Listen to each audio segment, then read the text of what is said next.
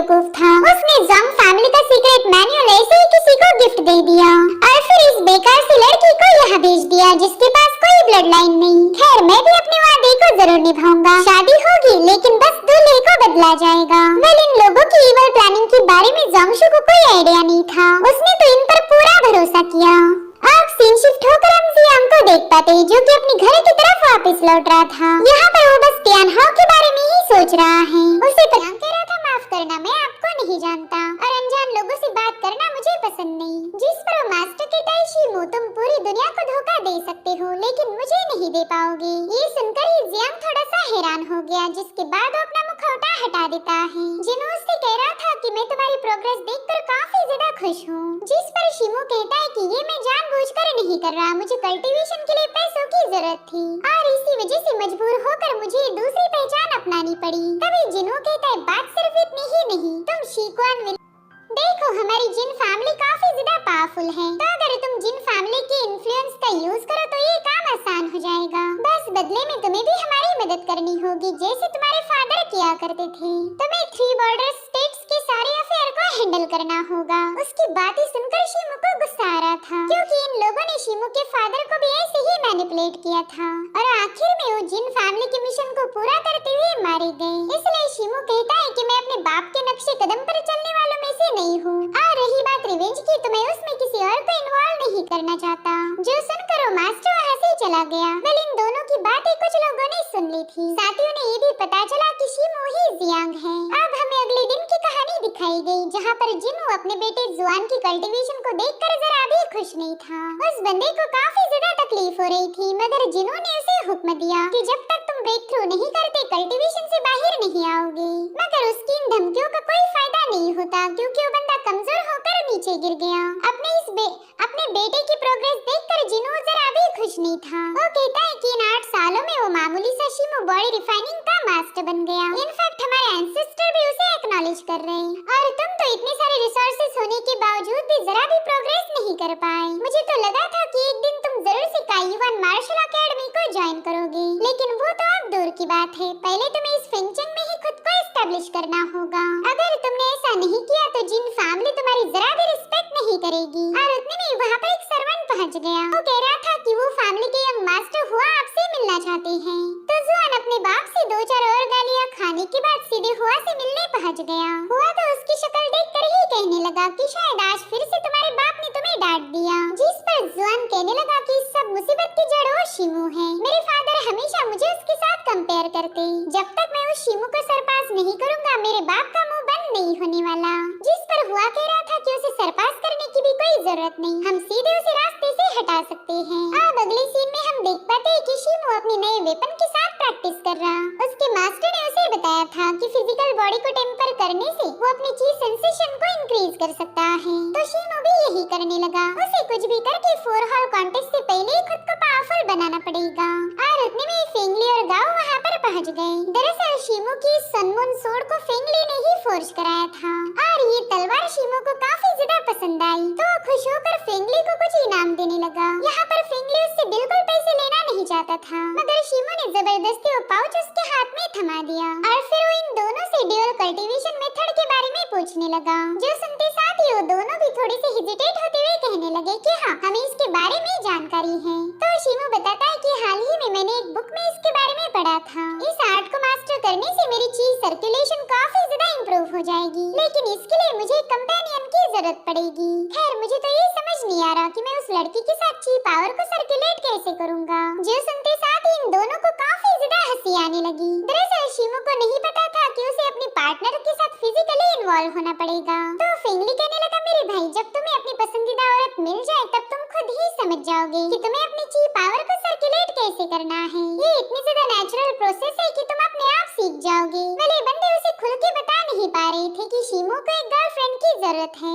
तो अब शिमू उनका शुक्रिया अदा करके वहाँ से रवाना हो गया। अब रात के समय शिमू ने गोल्डन सिल्क माउस को पकड़ने के लिए जाल बिछा दिया था। साथ ही वहाँ पर उसने किसेंस को भी बर्न किया जिसकी खुशबू सूंघते हुए गोल्डन सिल्क माउस वहाँ पर पहुँच जाता है और ये माउस काफी ज्यादा क्यूट था। उसने देखा कि वहाँ पर उसकी पसंदीदा खाने की चीज मौजूद है मगर जैसे वो उस जगह पर पहुँचा शिमू का पिंजरा उसे तुरंत ही ट्रैप करने लगा। हालांकि वो चूहा काफी ज्यादा तेज था। उसने शिमू के शिकंजे को बड़ी आसानी के साथ क्रॉस कर दिया, जो देखते साथ ही शीमू भी उसके पीछे भागने लगा और फाइनली वो चूहा एक ग्लू पर जाकर चिपक जाता है। अब शीमू उस चूहे को कैप्चर कर पाई इससे पहले उस पर एक जोरदार स्लैश अटैक रिलीज हुआ, मगर शीमू समय रहते पीछे हट चुका था। दरअसल ये वही असासिन था जिसने शीमू की फैमिली को मार दिया था। बल यहाँ पर उस बंदे ने सिल्क माउस को भी उठा लिया। वहीं पर उस कातिल को अपने सामने देखते साथ ही शीमू की बचपन की सारी यादें ताजा हो गई। वो कह रहा था कि फाइनली तो मुझे मिल ही गया, अब तो मैं तुझे जिंदा नहीं छोड़ूंगा।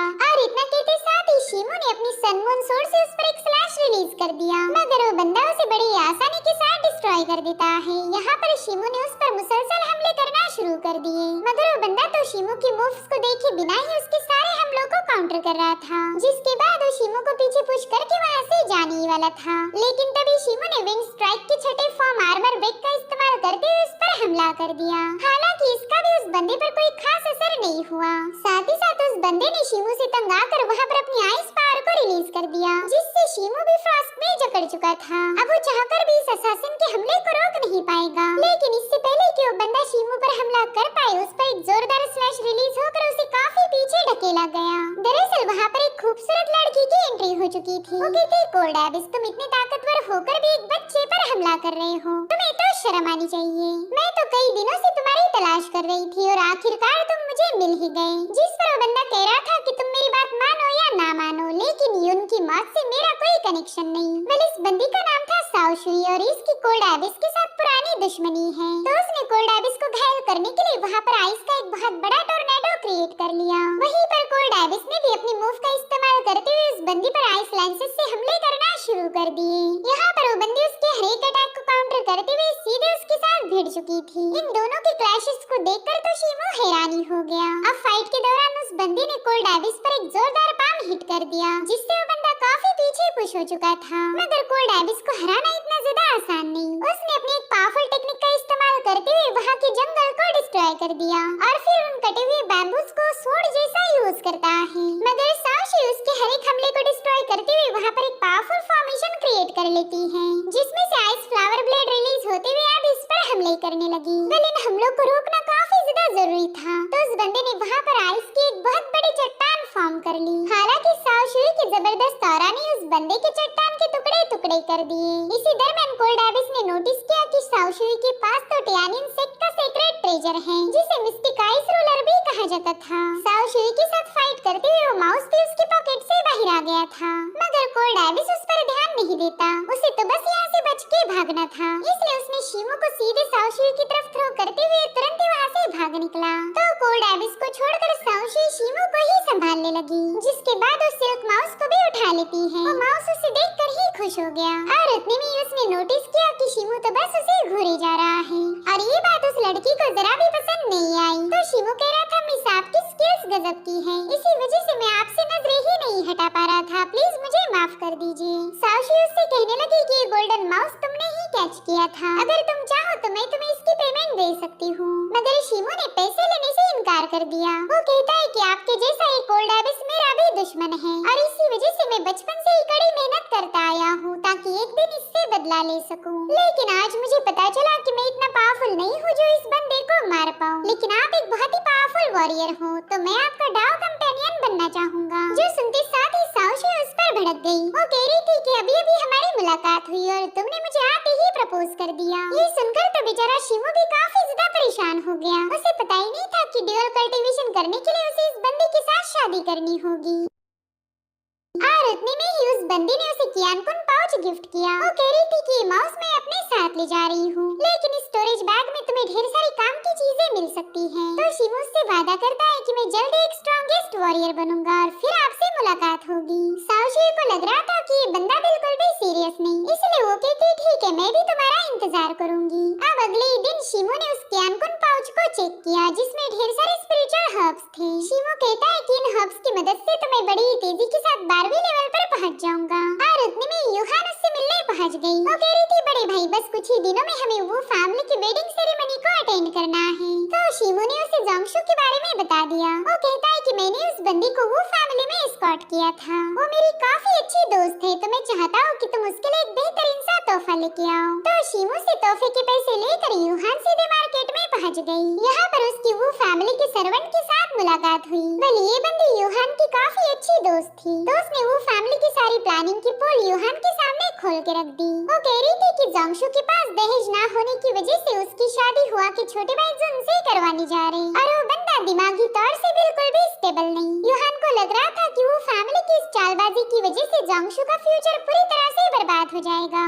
इसलिए वो तुरंत ही अपने भाई शिमू की तरफ रवाना हो गई। अब हमें कुछ दिनों बाद की कहानी दिखाई जाती है। आज यहाँ पर जोंगशु का वेडिंग डे था, जिसमें टियान हाओ भी शामिल हो गया। उसे तो ये समझ नहीं आ रहा था कि किस बेवकूफ लड़की ने इस पागल बंदे के साथ शादी करने के लिए हाँ बोला होगा। अब टियान हाओ अपनी जगह पर जाकर बैठ गया था, और तभी उसकी नजर पड़ी शिमू पर। वो शिमू को पर्सनली नहीं जानता, लेकिन उसका फिजिकल अपीयरेंस देखकर ही उसे फियर्स फीस्ट की याद आई, इसलिए वो फटाफट से शिमू के पीछे रवाना हो गया। यहाँ पर यूहान को पता था कि ये बंदा शिमू को फॉलो करने जा रहा, इसलिए उसने जानबूझकर उसके सामने गिरने का नाटक किया, मगर वो ज्यादा देर तक टियान हाओ का ध्यान भटका नहीं पाती। दरअसल 3 दिनों पहले ही शिमू और यूहान ने मिलकर वो फैमिली का एक मैप बना दिया। साथ ही यूहान ने जोंगशु के चेंबर का भी पता लगा लिया था, जो कि मेन वो मेंशन के बैकयार्ड में थी। तो अब शिमू ने तुरंत ही अपने कपड़े बदलकर जोंगशु के रूम की तरफ रवाना हो गया, मगर उसे कोई खबर नहीं थी कि टियान हाओ उसे फॉलो कर रहा है। वो बस थोड़ी देर में मिस जोंग के रूम में पहुंच गया था।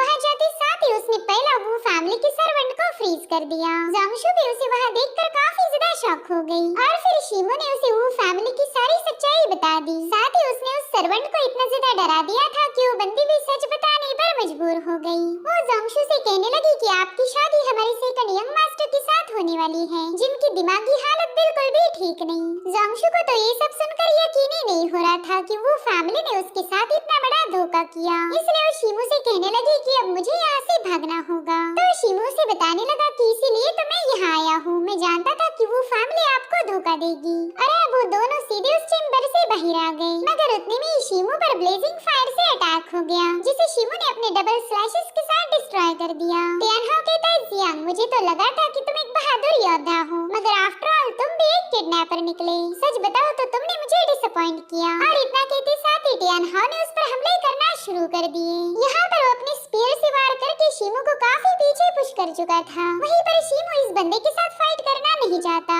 वो तो बस वो फैमिली की यहाँ आने से पहले जोंगशु को ले जाना चाहता था, मगर टियान हाओ तो उसकी एक भी सुनने के मूड में नहीं है। तो मजबूर होकर शिमू ने भी उसके साथ फाइट करना शुरू कर दी। उन दोनों में एक जोरदार क्लैश हुआ था, जिसकी आवाज हॉल तक भी पहुंच गई। उस आवाज को सुनकर ही मेहमान थोड़े से पैनिक हो जाते हैं। तो वुटांग ने हुआ को बैकयार्ड चेक करने के लिए भेज दिया। वहीं पर यूहान भी समझ गई थी कि जरूर से उसका भाई किसी के साथ फाइट कर रहा है, इसलिए वो तुरंत ही हुआ को रोकते हुए कहने लगी कि तुम दुल्हन को लाने जा रहे हो ना, तो प्लीज मुझे भी अपने साथ ले चलो। मगर हुआ ने ऐसा करने से मना कर दिया। साथ ही उसने जैसे यूहान का हाथ झटका वो जानबूझकर नीचे गिर जाती है। दरअसल वो यहाँ पर बस हुआ का टाइम बर्बाद कर रही थी, ताकि उसके भाई को वहाँ से भागने का मौका मिल जाए। वहीं पर वुटांग भी समझ गया था कि जरूर से दाल में कुछ काला है, इसलिए वो यूहान को संभालते हुए हुआ को सीधे बैकयार्ड में भेज देता है। इधर टियान हुआ जोंगशु और शिमू को बिल्कुल भी वहाँ से भागने नहीं दे रहा था। वो शिमू पर अपना स्पीयर पॉइंट करते हुए कह रहा था कि ये लड़की यहाँ से कहीं नहीं जाएगी। तो शिमू ने भी अपनी तलवारें बाहर निकाल ली। वो कहने लगा कि चलो मैं भी देखता हूँ कि तुम कितनी देर तक मुझे यहाँ पर रोक पाओगे। तब तक हुआ भी अपने चमचों के साथ वहाँ पर पहुँच चुका था। इतना ही नहीं, टियान हाओ ने भी अपनी ब्लेजिंग फायर के ढेर सारे स्पीयर्स फॉर्म करते हुए शिमू पर अटैक कर दिया, मगर शिमू ने अपनी एनर्जी का एक बहुत बड़ा टोर्नेडो क्रिएट करते हुए टियान हाओ के हमले को डिस्ट्रॉय कर उसे काफी पीछे ढकेल दिया। और फिर मौका मिलते ही वो जोंगशु को लेकर तुरंत ही वहाँ से भाग निकला। तब तक यूहान भी वहाँ पर पहुँच गई थी। उसने टियान हाओ को रोकने के लिए जानबूझकर अपनी शुरिकन ब्लेड से शिमू पर हमला कर दिया, और इसी चक्कर में वो एक बार फिर से उसकी बाहों में आ गई। यहाँ पर टियान हाओ तो इस बंदी पर पूरी तरह से लट्टू हो गया था। तभी यूहान उससे कहते हैं कि मुझे घूरना बंद करके पहला उस चोर को पकड़ो, वो हमारी दुल्हन को ले जा चुका है। अगर मुझसे पूछो तो मैं उसे जिंदा नहीं छोड़ने वाली। और फिर यूहान वहाँ से रवाना हो गई। यूहान के इंटरफेयर करने की वजह से शिमू सेफली जोंगशु को लेकर जिन मैनर में पहुँच चुका था। तब तक यूहान भी घर वापस आ चुकी थी। तो अब शिमू ने इन दोनों लड़कियों को आपस में इंट्रोड्यूस कराया। जोंगशु भी इन्हें थैंक्स बोल रही थी, अगर ये लोग उसकी मदद ना करते तो उसकी जिंदगी बर्बाद हो जाती। यहाँ पर शिमू से बताता है कि मैंने तुम्हारे फादर से वादा किया था कि मैं तुम्हारी हिफाजत करूंगा, इसलिए तुम्हें थैंक्स। तुम हमारे रेसिडेंस में रुक जाओ, जब यहाँ का मसला हल हो जाए फिर हम आगे की प्लानिंग बना सकते हैं। और उतने में टियान हाओ वहाँ पर आ गया। वो कहता है अच्छा तो फियर फिस्ट कोई और नहीं बल्कि जिन फैमिली की 7th लेडी का स्टेपसन है। और फिर क्या एक बार फिर से इन दोनों में फाइट शुरू हो गई। इनके तो मुसलसल हमले रुकने का नाम ही नहीं ले रहे थे। जो देख ये दोनों लड़कियां पैनिक हो गई। इधर ये दोनों फाइनल मूव के लिए तैयार हो गई। इस अटैक के बाद इस मुकाबले का फैसला हो जाएगा, मगर इन दोनों के अटैक एक दूसरे के साथ क्लैश हो पाए इससे पहले जोंगशु बीच में आ जाती है। उसे देखते साथ ही इन दोनों को अपने हमलों को रोकना पड़ गया। अब जोंगशु टियानहाओ से कह रही थी कि शायद आपको बहुत बड़ी गलतफहमी हुई, तो टियानहाओ कहता है मिस मैं अकल से पैदल नहीं हूँ, मुझे समझ आ चुका था कि आपका इस बंदे के साथ अफेयर है। अगर ऐसी बात थी तो आपने वो फैमिली के साथ रिश्ता तोड़ देना चाहिए था। जिस पर जोंगशु जवाब देती है कि हम दोनों में दोस्ती के अलावा और कुछ नहीं। यंग मास्टर शिमू को जब पता चला कि वो फैमिली मेरे साथ धोखा कर रही तब उन्होंने आकर मेरी मदद की। दरअसल मेरी शादी वो हुआ के साथ तय हो चुकी थी, लेकिन मेरे पास दहेज ना होने की वजह से उन्होंने वो जुन के साथ शादी फिक्स करवा दी, जिस बंदे की दिमागी हालत ठीक नहीं। और तो और वो फैमिली ने ये सारी बात मुझसे छुपा के रखी। उसकी कहानी सुनने के बाद टियानहाओ भी थोड़ा सा शांत हो गया। तभी यूहान कह रही थी कि तुम्हें अगर अभी भी इसकी बातों पर यकीन नहीं हो रहा है तो जाओ जाकर वो फैमिली के सर्वेंट से बात करो, उन्हें जरा सा अपना स्पीयर दिखाओगे तो वो लोग सारी सच्चाई उगल देंगे। जिस पर टियानहाओ कह रहा था कि ठीक है मैं खुद इस मैटर को इन्वेस्टिगेट करूंगा। साथ ही वो शिमू से कहने लगा कि अगर तुम वाकई इनोसेंट हो तो 4 हॉल कंपटीशन में जरूर से मुकाबला करेंगे। तो शिमू ने भी उसे ग्रीट करके उसके चैलेंज को एक्सेप्ट किया। अब टियानहाओ के वहाँ से जाने के बाद यूहान शिमू से कह रही थी कि भाई मैं चाहती हूँ कि कॉन्टेस्ट के दिन आप इस बंदे की चटनी बना दो, तभी जाकर इसकी अकड़ थोड़ी सी कम होगी। अरे अब हमें वो मैनर का सीन दिखाया गया जहाँ पर वुटांग गोल्डन ड्रैगन गैंग के लीडर को डांट रहा था। वो कहता है कि हर महीने तुम्हारी पेमेंट कम हो रही, बताओ इसका क्या रीजन है। तो गाओकुई कह रहा था कि ब्लैक फॉक्स क्लैन का इन्फ्लुएंस काफी तेजी के साथ बढ़ रहा है। उस फियर्स फीस्ट का सपोर्ट होने की वजह से वो लोग पूरी तरह से अनकंट्रोल हो गए और इसी वजह से मैंने अपने कुछ बंदों के जरिए फियर्स फीस्ट पर नजर रखी और मुझे पता चला कि वो बंदा जिन फैमिली की 7वीं लेडी का बेटा शिमू है। जो सुनकर ही वुटांग उस पर भड़क गया। वो कह रहा था कि जिन फैमिली फेंचिंग की सबसे बड़ी मर्चेंट है, भला वो लोकल गैंग्स के साथ इन्वॉल्व क्यों होंगे। जिस पर गाओकुई बताने लगा कि ना इसमें जिन फैमिली का कोई हाथ नहीं, लेकिन उनके 5वें मास्टर ने फियर्स फीस्ट की पहचान को ऑन द स्पॉट रिवील कर दिया। वो लोग 3 स्टेट बॉर्डर के बिजनेस के बारे में बात कर रहे थे। जो सुनते साथ ही वुटांग की आंखें चमक उठी। वो गाओकुई से कहने लगा कि शिमू और 3 बॉर्डर स्टेट के बारे में और इन्फॉर्मेशन हासिल करो। वेल जिन फैमिली की इस बॉर्डर के साथ क्या मिस्ट्री है, ये कहानी इस बंदी की जिंदगी बर्बाद करना चाहती थी, मगर शिमू ने उसे बचा लिया। वेल यहाँ पर शिमू की 2 आइडेंटिटीज थी, एक थी शिमू और दूसरी थी फियर फिस्ट जियांग। हालांकि धीरे धीरे करके लोगों को पता चल चुका था कि शिमू ही जियांग है। अब आगे तो इस एपिसोड की शुरुआत में हमें फेंचिंग टाउन का सीन दिखाया गया। यहाँ के लोग वांग टियानहाओ को देखने के लिए काफी ज्यादा बेताब थे। आज यहाँ पर 4 हॉल कॉन्टेस्ट होने वाला था और ये सभी लोग टियानहाओ की पावर्स को विटनेस करना चाहते थे। जिसके बाद हमें एक भव्य अरीना दिखाया गया जहाँ पर 4 हॉल कॉन्टेस्ट किया जाएगा। सारा अरीना ऑडियंस से खचाखच भरा हुआ था और उतने में ही टियानलू हॉल का मास्टर फिंचन अरीना में पहुँच गया। वो कॉन्टेस्ट देखने आए सभी मेहमानों को ग्रीट करते हुए बता रहा था कि इस बार की 4 हॉल टूर्नामेंट मेरे टियानलू मार्शल हॉल में ऑर्गेनाइज करने के लिए आप सभी का शुक्रिया। इस साल का कॉन्टेस्ट देखकर सभी को मजा आएगा। वहीं पर हमें चारों हॉल्स की पोजीशंस दिखाई गई। ये चारों हॉल बेसिकली 4 पावरफुल सेक्ट थे, जिसमें से एक था वुकॉन हॉल, दूसरा है लियोफिंग मार्शल हॉल जहाँ का टॉप डिसाइपल शिमू था, तीसरा है टियानलू मार्शल हॉल और चौथा था फेई होंग मार्शल हॉल। यहाँ पर लियोफिंग मार्शल हॉल का मास्टर कह रहा था कि इस बार भी फेई होंग हॉल का मास्टर मुकाबला देखने नहीं आया, शायद उसे डर है कि उसका सेक्टे मुकाबला हार जाएगा। इधर मास्टर फिंचन सभी को मुकाबले के रूल्स बता रहा था कि जो भी मुकाबला जीतेगा उसे आखिर तक अरीना में रुकना पड़ेगा और इसे ही लास्ट मैन स्टैंडिंग कहा जाता था, यानी कि जो आखिर तक बना रहेगा वही इस कॉन्टेस्ट का विनर बनेगा। इस साल चारों हॉल्स अपने अपने पावरफुल कैंडिडेट को लेकर आए हुए थे, तो फिंचन कह रहा था कि आज हमें शानदार मुकाबले देखने को मिलेंगे, इसीलिए तुम सभी लोग आखिरी मैच तक एंजॉय करने वाले हो। और अब पहला मुकाबला शुरू हो गया। इसमें से एक वॉरियर के पास सोर्ड टेक्निक थी तो दूसरे के पास थी स्पीयर टेक्निक और अब इन दोनों में जबरदस्त फाइट शुरू हो गई। इधर जिन फैमिली का एल्डर वुटांग से कहने लगा कि वांग फैमिली का एल्डर मुकाबला देखने नहीं आया, जिस पर वुटांग जवाब देते हुए बताने लगा कि 3 बॉर्डर स्टेट का इलाका हाल ही में काफी ज्यादा अनस्टेबल हो चुका, मगर फिर भी आपके फैमिली की कैरेजेस अक्सर उस इलाके से ट्रैवल करती, तो आपने थोड़ा सा केयरफुल रहना चाहिए। यहाँ पर जिनचिंग समझ गया था कि वुटांग उसे ताना मार रहा, तो जिनचिंग भी उसे जवाब देते हुए कहने लगा कि हाल ही में आपके भी घर से आपके बेटे की दुल्हन को अगवा किया गया और वो भी सबके सामने। जमाना अब बदल रहा है, इसलिए मेरे दोस्त हम सभी ने केयरफुल रहना चाहिए।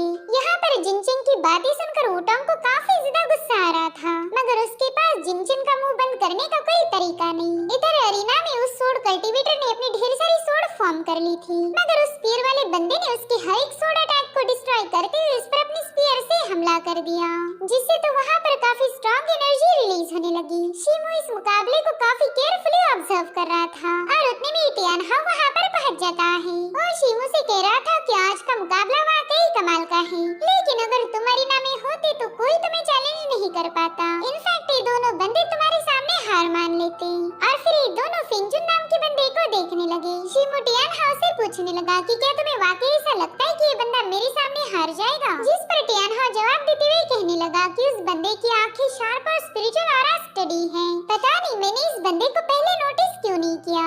और उतने में शिमू की सिस्टर यूहान वहाँ पर पहुँच गई। वो कह रही थी यंग मास्टर वांग टियान, आप तो हमेशा कल्टीवेशन में बिजी रहते हो, तो भला दूसरों पर आपका ध्यान कैसे जाएगा। टियानहा तो इस बंदी को देखते ही परेशान हो गया। वो जानता था कि यूहान उसके साथ अभी भी नाराज है। वहीं पर शिमू टियानहा से कहने लगा कि प्लीज यूहान की बातों को दिल पर मत लगाना, उसने तो बस तुम्हारे साथ मजाक किया। जिस पर टियानहा तुरंत ही माफी मांगते हुए कहने लगा कि भाई मैं जानता हूँ उस दिन मैंने तुम्हारे साथ बेवजह ही फाइट की, बाद में मैंने वो फैमिली के सर्वेंट से भी बात की थी और वहीं से पता चला कि वो फैमिली वाकई जोंगशु के साथ गलत कर रही है और मैंने तुम्हें ही गलत समझ लिया। आई होप तुम मुझे माफ करोगे। जिस पर युआन कह रही थी कि माफी का तो सवाल ही पैदा नहीं होता, तुमने मेरे भाई से पूछना चाहिए था कि वो जोंगशु को अगवा क्यों कर रहा है, लेकिन ये सब करने के बजाय तुमने तो सीधे उसके साथ फाइट शुरू कर दी, जिसके बाद वो शिमू को लेकर उससे दूर चली गई। फिर टियानहा युहान को पसंद करने लगा था, लेकिन वो उस पर इतनी नाराज है कि दिल की बात कहना दूर वो तो उसके सामने नॉर्मली बात भी नहीं कर पा रहा था, इसलिए वो दोबारा से उनके सामने चला गया और शिमू से कहता है भाई मैं जानता हूँ मुझसे गलती हो गई, मैंने तुम्हारे साथ फाइट नहीं करनी चाहिए थी, मगर उस दिन के हालात ही कुछ ऐसे थे कि मैंने तुम्हें गलत समझ लिया। मैं उम्मीद करता हूँ कि शिमू और युहान पुरानी बातों को भूल जाएंगे। जिस पर युहान कह रही थी कि शिमू का तो पता नहीं, लेकिन मैं तुम्हें माफ नहीं करने वाली। जो सुनते साथ ही शिमू अपनी सिस्टर को समझाने लगा कि तुम तो फालतू में ही उस बंदे को परेशान कर रही, वो बेचारा तो ठीक से बात भी नहीं कर पा रहा, प्लीज उसे इतना भी तंग मत करो। खैर ये सब छोड़ो और मुझे उस बंदे के बारे में बताओ, मैंने तो इसे फिंगजुन सिटी में पहले कभी नहीं देखा। तो यूहान कहने लगे कि इसका नाम फिंगजुन है, मैंने इसके बारे में कुछ रूमर सुने हुए थे। ये टियानलू हॉल के मास्टर फिंग चान का नेफ्यू है, ऐसा कहा जाता कि इसके पास इसके फैमिली का सीक्रेट वेपन है। साथ ही ये बंदा अर्थ बॉडी कॉन्स्टिट्यूशन के साथ ही पैदा हुआ था। तभी टियाना वहाँ आकर बताने लगा कि ऐसी कॉन्स्टिट्यूशन वाली बॉडी के पास बहुत ही स्ट्रॉन्ग डिफेंसिव पावर पाई जाती, उसकी बॉडी ना होकर एक मजबूत शील्ड है, मगर स्पीयर अगर शार्प हो तो इसकी शील्ड जैसी बॉडी को भी पियर्स किया जा सकता। ये सब सुनकर शिमू सोचने लगा कि यहाँ पर तो काफी सारे टैलेंटेड वॉरियर्स हैं, तो मुझे इतनी जल्दी मैदान में नहीं उतरना चाहिए, मुझे अपनी ताकत को एक स्ट्रॉन्ग ओपोनेंट के लिए बचा के रखना पड़ेगा और फिर सही मौका मिलते ही बैटल में उतरकर इस कॉन्टेस्ट को जीतना होगा। वहीं दूसरी तरफ सोड वॉरियर ने स्पीयर वॉरियर को हरा दिया था। वेल इस जीतने वाले बंदे का नाम था युनफेंग और ये फीहोंग मार्शल हॉल का डिसाइपल था। अब युनफेंग तब तक ये रिंग छोड़ नहीं सकता जब तक कोई दूसरा कंटेस्टेंट आकर उसे हरा ना दे, इसलिए अब वो अपने अगले ओपोनेंट का इंतजार करने लगा। इधर युहान शिमू से कह रही थी कि आप जाकर युनफेंग का मुकाबला कीजिए, मगर शिमू ने इसके लिए मना कर दिया। वो कह रहा था कि मैं तो इससे भी ज्यादा स्ट्रॉन्ग बंदे के खिलाफ अपनी पावर्स को आजमाना चाहता हूँ। और उतने में फेंगजुन ने बड़ी स्टाइल के साथ अरीना में जंप लगा दी। वो अपने ओपोनेंट के सामने शुरू से ही अपना डोमिनेंस साबित करना चाहता था। वहीं पर लोग भी फेंगजुन को चीयर्स करने लगे। साथ ही फेंगजुन युनफेंग को भी ग्रीट कर रहा था। उसके अंकल तो काफी ज्यादा खुश थे क्योंकि उसे पता है कि फेंगजुन इस बंदे पर भारी पड़ सकता। अरे अब उसने तुरंत ही मुकाबले की शुरुआत कर दी। यहाँ पर युनफेंग बड़ी तेजी के साथ फेंगजुन पर अटैक करने रवाना हो चुका था, मगर उसी वक्त फेंगजुन ने अपने पावर्स को एक्टिवेट कर दिया।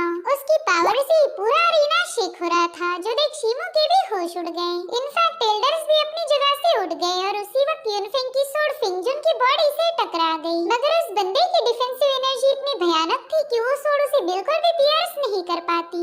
इधर युनफेंग भी हैरान होते हुए कहने लगा कि ये तो इम्पॉसिबल है, मगर उस बंदे ने दूसरी साइड से उस पर हमले करना शुरू कर दिए। हालांकि उन सभी अटैक्स का एक ही अंजाम निकल के आया। युनफेंग चाहे कितनी भी कोशिश क्यों ना करे, वो इस बंदे की शील्ड को को पियर्स नहीं कर पा रहा था। जो देख मास्टर कांघाई तुरंत ही समझ गए कि यहाँ पर कोई तो गड़बड़ी है और तुरंत ही फेंगचान से कहने लगे कि तुमने तो उस बंदे को आयरन क्लॉथ टेक्निक सिखाई है और ऑलरेडी उसके पास अर्थ कॉन्स्टिट्यूशन थी, जिस पर फेंगचान कहने लगा कि तुम लोग मुझ पर उंगली नहीं उठा सकते, तुमने भी तो अपने डिसाइपल को सीक्रेट टेक्निक सिखाई होगी, तो इस तरह से तो हम सभी लोग सेम हैं, इसलिए मुझ पर उंगलियां उठाना बंद करो। तभी एक दूसरा मास्टर कहने लगा कि इस आयरन टेक्निक की वजह से फेंगजुन सबको डोमिनेट करेगा, बॉडी टेम्परिंग की 11वीं लेवल का बंदा भी उसे हरा नहीं सकता। तभी कांघाई कहने लगा कि डिसाइपल की बात तो दूर रही, इनफैक्ट हम मास्टर भी फेंगजुन की डिफेंसिव शील्ड को आसानी से ब्रेक नहीं कर पाएंगे। चलो देखते हैं युनफेंग इसकी डिफेंस को ब्रेक कैसे करेगा। इधर फेंगजुन ने युनफेंग पर पंचेस और लातें जड़ना शुरू कर दी,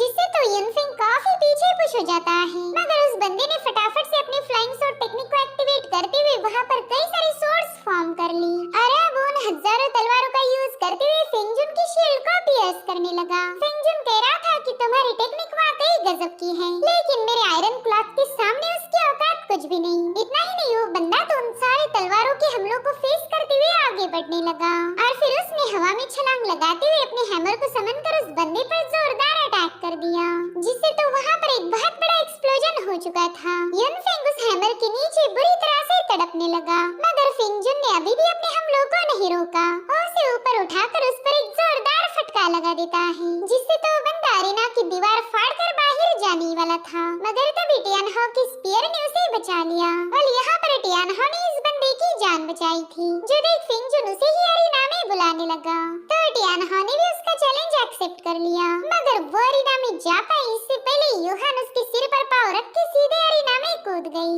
वो कह रही थी फेंगजुन तुमने तो मुझे इम्प्रेस कर दिया, तो क्यों ना दो दो हाथ मेरे साथ हो जाए। इधर टियानहो को टेंशन आने लगा कि ये बंदी आखिर अरेना में गई क्यों। ऑलरेडी फेंगजुन काफी ज्यादा पावरफुल था और उतने में फेंगजुन यूहान से कहने लगा कि जल्दी से अरेना से बाहर चली जाओ, तुम मुझे चैलेंज नहीं कर सकती, अगर किया तो बेवजह जलील होना पड़ेगा। मगर यूहान ने तो तुरंत ही अपने गोल्डन विप को समन कर लिया। वो कह रही थी कि अरेना तुम्हारे बाप का तो है नहीं जो तुम मुझे यहाँ से जाने के लिए बताओ, अगर तुम मुझे वाकई यहाँ से भगाना चाहती हो तो तुम्हें मुझे हराना पड़ेगा। और इतना कहते साथ ही यूहान ने उस बंदे पर अपने गोल्डन विप से हमले करना शुरू कर दिए। उससे रिलीज होने वाली थंडर को देखकर वो बंदा भी थोड़ा सा पैनिक हो गया, मगर वो यहाँ से वहाँ जंप लगाते हुए उसके हर एक अटैक को डॉज करने लगा। इधर यूहान का कजिन जियांग हुआ के पास पहुँच चुका था। वो कहता है कि यूहान भला इस बंदे के साथ फाइट क्यों कर रही है, दरअसल यही बंदा हमें शिमो के साथ डील करने में मदद करने वाला है, अगर इस बंदे ने यूहान को घायल किया तो हम बहुत बड़ी मुसीबत में फंस जाएंगे। यूहान की मदर सातवीं लेडी हमें जिंदा नहीं छोड़ेगी, जिस पर हुआ जवाब देते हुए कहने लगा कि तुम तो बेवजह ही परेशान हो रहे, ये बंदा तुम्हारी कजिन को कोई नुकसान नहीं पहुंचाएगा और अगर उसने ऐसा किया तो हम तुरंत ही अरेना में कूद जाएंगे। इधर फेंगजुन ने हवा में छलांग लगाते हुए सीधे यूहान पर अटैक कर दिया था, मगर वो बंदी भी जंप लगाते हुए साइड में हट गई।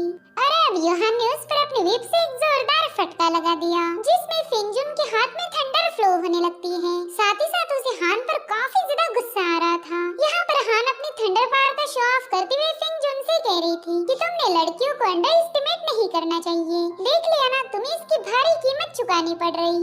जिस पर फेंगजुन कहने लगा कि तुमने मुझे इम्प्रेस कर दिया, अब बस देखते जाओ मैं तुम्हारी क्या हालत करूँगा, अगर तुम यहाँ से रोते हुए घर वापस नहीं गई तो मेरा नाम बदल देना। जिसके बाद वो फटाफट से अपने हैमर को समन करके हान पर कूद जाता है, जिससे वहाँ पर काफी जोरदार एक्सप्लोजन हो गया।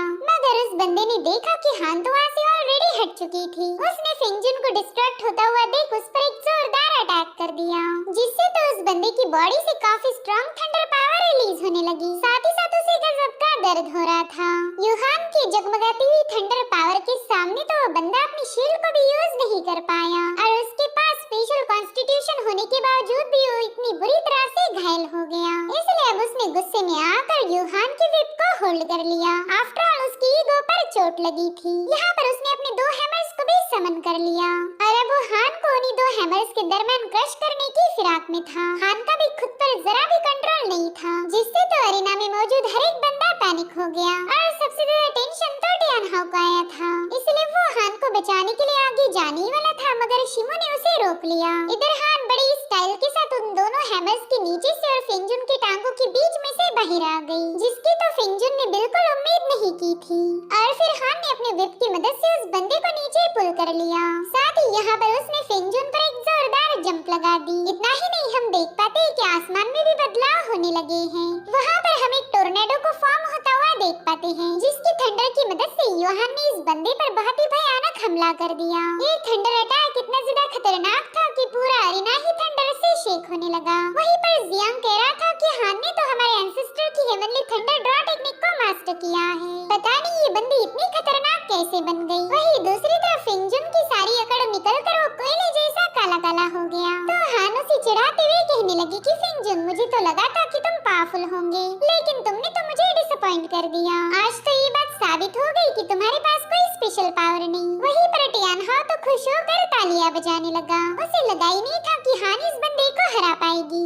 इधर एल्डर्स भी हंसने लगे। वो कहते हैं कि फिंगजुन की बॉडी थंडर को झेल ही नहीं सकती। हान की वजह से ही हमें उसकी कमजोरी पता चल गई। अरे फिंगजुन के अरीना छोड़कर जाने के बाद हान अपने अगले ओपोनेंट को अरीना में आने के लिए इनवाइट करने लगी। वो कह रही थी कि कोई भी सीनियर ब्रदर आकर मेरा मुकाबला कर सकता है, मगर कोई भी बंदा उसके सामने आने के लिए तैयार नहीं था। और उतने में हान की नजर पड़ी टियान हाओ पर, जो कि उसकी जीत को लेकर काफी ज्यादा खुश था। मगर हान अभी भी उस बंदे से नाराज है। वो दिल ही दिल में कह रही थी कि टियान हाओ, तूने मेरे भाई को काफी ज्यादा परेशान किया है, इसलिए आज मैं जरूर से तेरा मुकाबला करूंगी। अगर मैं तेरे सामने हार भी गई तो कोई बात नहीं, लेकिन मैं तुझे इतना ज्यादा थका दूंगी कि मेरा भाई फिर आसानी के साथ तुझे हरा पाएगा।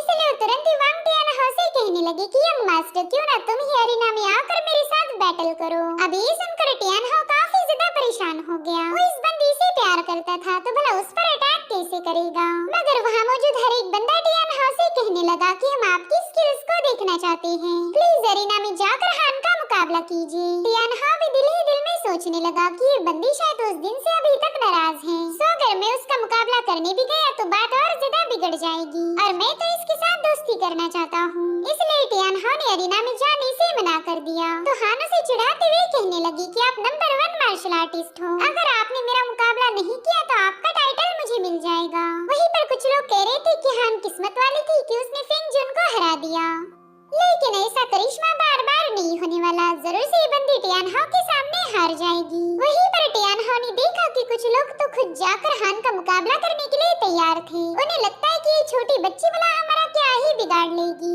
इसलिए टियान हाओ ने भी मजबूर होकर अपने स्पीयर को समन कर लिया। वो कह रहा था कि कोई और हान को नुकसान पहुंचा पाए इससे पहले मैं ही अरीना में चला जाता हूँ। अरे फाइनली टियान हाओ और हान आमने सामने थे। यहाँ पर हान ने बड़ी स्टाइल के साथ अपनी स्पीयर पावर्स को एक्टिवेट कर दिया था। हान उसे बता रही थी कि मैं तुम्हारी वांग फैमिली की blood line technique blazing fire spear को काफी ज्यादा पसंद करती हूँ। मेरी तो शुरू से ही ख्वाहिश थी कि एक ना एक दिन मैं तुम्हारा मुकाबला जरूर करूंगी। इसलिए यंग मास्टर बिल्कुल भी अपनी पावर्स को होल्ड बैक मत करना, अपना पूरा जोर लगाना, तभी जाकर इस मुकाबले में मजा आएगा। लेकिन टियान हाओ हान को घायल करना नहीं चाहता, इसलिए वो कहने लगा कि मिस हान, मुझसे बहुत बड़ी गलती हो गई कि मैंने आपको ऑफेंड कर दिया, और इसी वजह से मैं आपके साथ फुल फ्लेज फाइट नहीं कर सकता। मैं आपको बस 3 ही मूव्स का चांस दूंगा। अगर आपने 3 मूव्स में मुझे हरा दिया तो मैं यहाँ से चला जाऊंगा, और अगर मैंने आपको हराया तो फिर आपको पुरानी सारी बातें भूलनी पड़ेगी। यहाँ पर शिमो को टियान हाओ के लिए काफी ज्यादा बुरा लग रहा था, क्योंकि वो जानता है कि यूहान उसे बेवजह ही परेशान कर रही। और उतने में हान ने गुस्से में आकर टियान हाओ पर एक जोरदार हमला कर दिया। मगर उस बंदे ने अपनी स्पीयर टेक्निक का इस्तेमाल करते हुए बड़ी तेजी के साथ हान के अटैक को काउंटर कर लिया। वो कह रहा था कि तुम्हारी फर्स्ट मूव जा चुकी है, अब तुम्हारे पास मुझे हराने के बस 2 ही मौके होंगे। जो सुनते साथ ही यूहान ने एक बार फिर से अपनी थंडर पावर को रिलीज कर दिया। वहीं पर टियान हाओ भी अपनी ब्लेजिंग फायर को एक्टिवेट कर लेता है, और फिर यहाँ पर इन दोनों में एक जोरदार क्लैश हो गया। इन दोनों की पावर्स आपस में टकराने के बाद हान काफी तेजी के साथ पुश हो गई, मगर उसने जैसे तैसे खुद को अरीना से बाहर जाने से बचा लिया। टियान हाओ उससे कह रहा था कि अब तुम्हारे पास बस एक ही मौका है, अगर तुम इसमें भी मुझे घायल नहीं कर पाई तो ये मुकाबला मैं जीत जाऊंगा। जो सुनते साथ ही हान ने बड़ी तेजी से जाकर उस बंदे पर हमले करना शुरू कर दिए, मगर वो यहाँ से वहाँ मूव होते हुए हान के हर एक अटैक को डॉज कर रहा था। और एक बार फिर से टियान हाओ ने हान को पीछे की तरफ पुश कर दिया, मगर ये बंदी तो हार मानने के लिए तैयार नहीं थी। उसने फटाफट से हवा में फ्लोट करते हुए अपनी हेवनली थंडर ड्रॉ टेक्निक को एक्टिवेट कर दिया।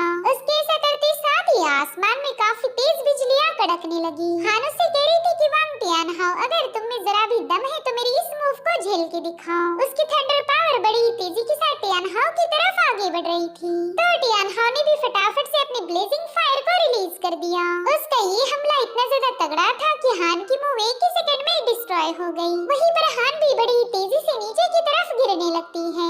यहाँ पर शिमो उसे संभालने के लिए आगे बढ़ ही रहा था कि तभी टियानहाओ ने उसके विप को पकड़कर उसे अपनी तरफ खींच लिया, जिसके चलते हान सीधे जाकर टियानहाओ की बाहों में आ गई।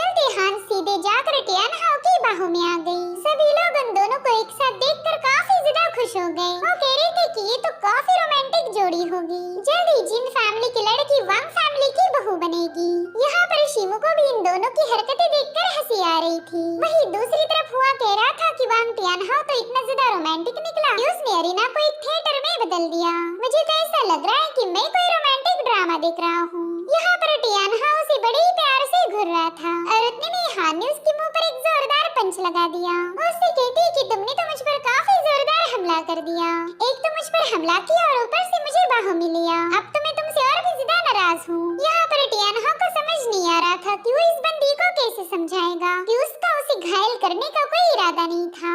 साथ ही टियानहाओ ने देखा कि अरीना में मौजूद हर एक बंदा उन दोनों का मजाक उड़ा रहा है। अभी तक तो इन दोनों में ठीक से दोस्ती भी नहीं हुई थी और लोगों ने ऑलरेडी इन्हें कपल समझ लिया। अब यहाँ पर टियानहाओ अपने अगले ओपोनेंट का इंतजार कर रहा था, मगर कोई भी उसका मुकाबला करने के लिए वहाँ पर नहीं आता। वहीं दूसरी तरफ हान अपने भाई से कह रही थी कि अब आप ही जाकर इस बंदे को सबक सिखाओ। हालांकि शिमो ऐसा नहीं चाहता, उसे पता था कि टियानहाओ एक न एक दिल बंदा है, मगर हान उससे कह रही थी कि इस बंदे ने मुझे बुली किया है तो जल्दी से जाकर मेरा बदला लीजिए। जो सुनकर टियानहाओ कहने लगा, शिमो क्यों ना तुम ही मेरा मुकाबला करो, इस तरह से तुम्हारी बहन की ख्वाहिश पूरी हो जाएगी। इसीलिए फाइनली शिमो भी अरीना में कूद गया। यहाँ पर उसने अपनी सनमून ब्लेड को बाहर निकाल लिया था और टियानहाओ से कहता है कि मेरे दोस्त, मैं तुम्हारे साथ फाइट करना नहीं चाहता, लेकिन अब तुमने मुझे इनवाइट किया ही है तो क्यों ना इस मुकाबले को एंड तक ले जाएं। इधर टियानहाओ भी अपनी स्पीयर को उसकी तरफ पॉइंट करते हुए कहने लगा कि मैं उम्मीद करता हूँ तुम्हारी बॉडी टेम्परिंग टेक्निक मुझे निराश नहीं करेगी। यहाँ पर शिमो भी समझ गया था कि इस बंदे की ब्लेजिंग फ्लेम पूरी तरह से मैच्योर्ड हो चुकी है, यानी कि इस मुकाबले को जीतना बिल्कुल भी आसान नहीं होने वाला। वहीं पर ज़ोंगशू एक हैट पहनकर अरीना में पहुंच चुकी थी और उतने में ही हुआ भी उसे देख लेता है। वो कह रहा था पता नहीं क्यों मगर ये लड़की मुझे काफी ज्यादा जानी पहचानी लग रही, कहीं ये ज़ोंगशू तो नहीं के सामने हार चुकी थी। और फाइनल मुकाबले के लिए टियानहाओ शिमो को चैलेंज करता है। शिमो को पता था कि इस बंदे को हराना काफी ज्यादा मुश्किल होगा। वहीं दूसरी तरफ ज़ोंगशू भी अरीना में पहुंच चुकी थी, जिसे हुआ ने देख लिया। अब आगे तो इस एपिसोड की शुरुआत उसी सीन से होती जहां पर शिमो और टियानहाओ के दरमियान एक जबरदस्त मुकाबला शुरू हो चुका। यहाँ पर टियानहाओ ने अपनी स्पीयर की मदद से शिमो को काफी पीछे पुश कर दिया।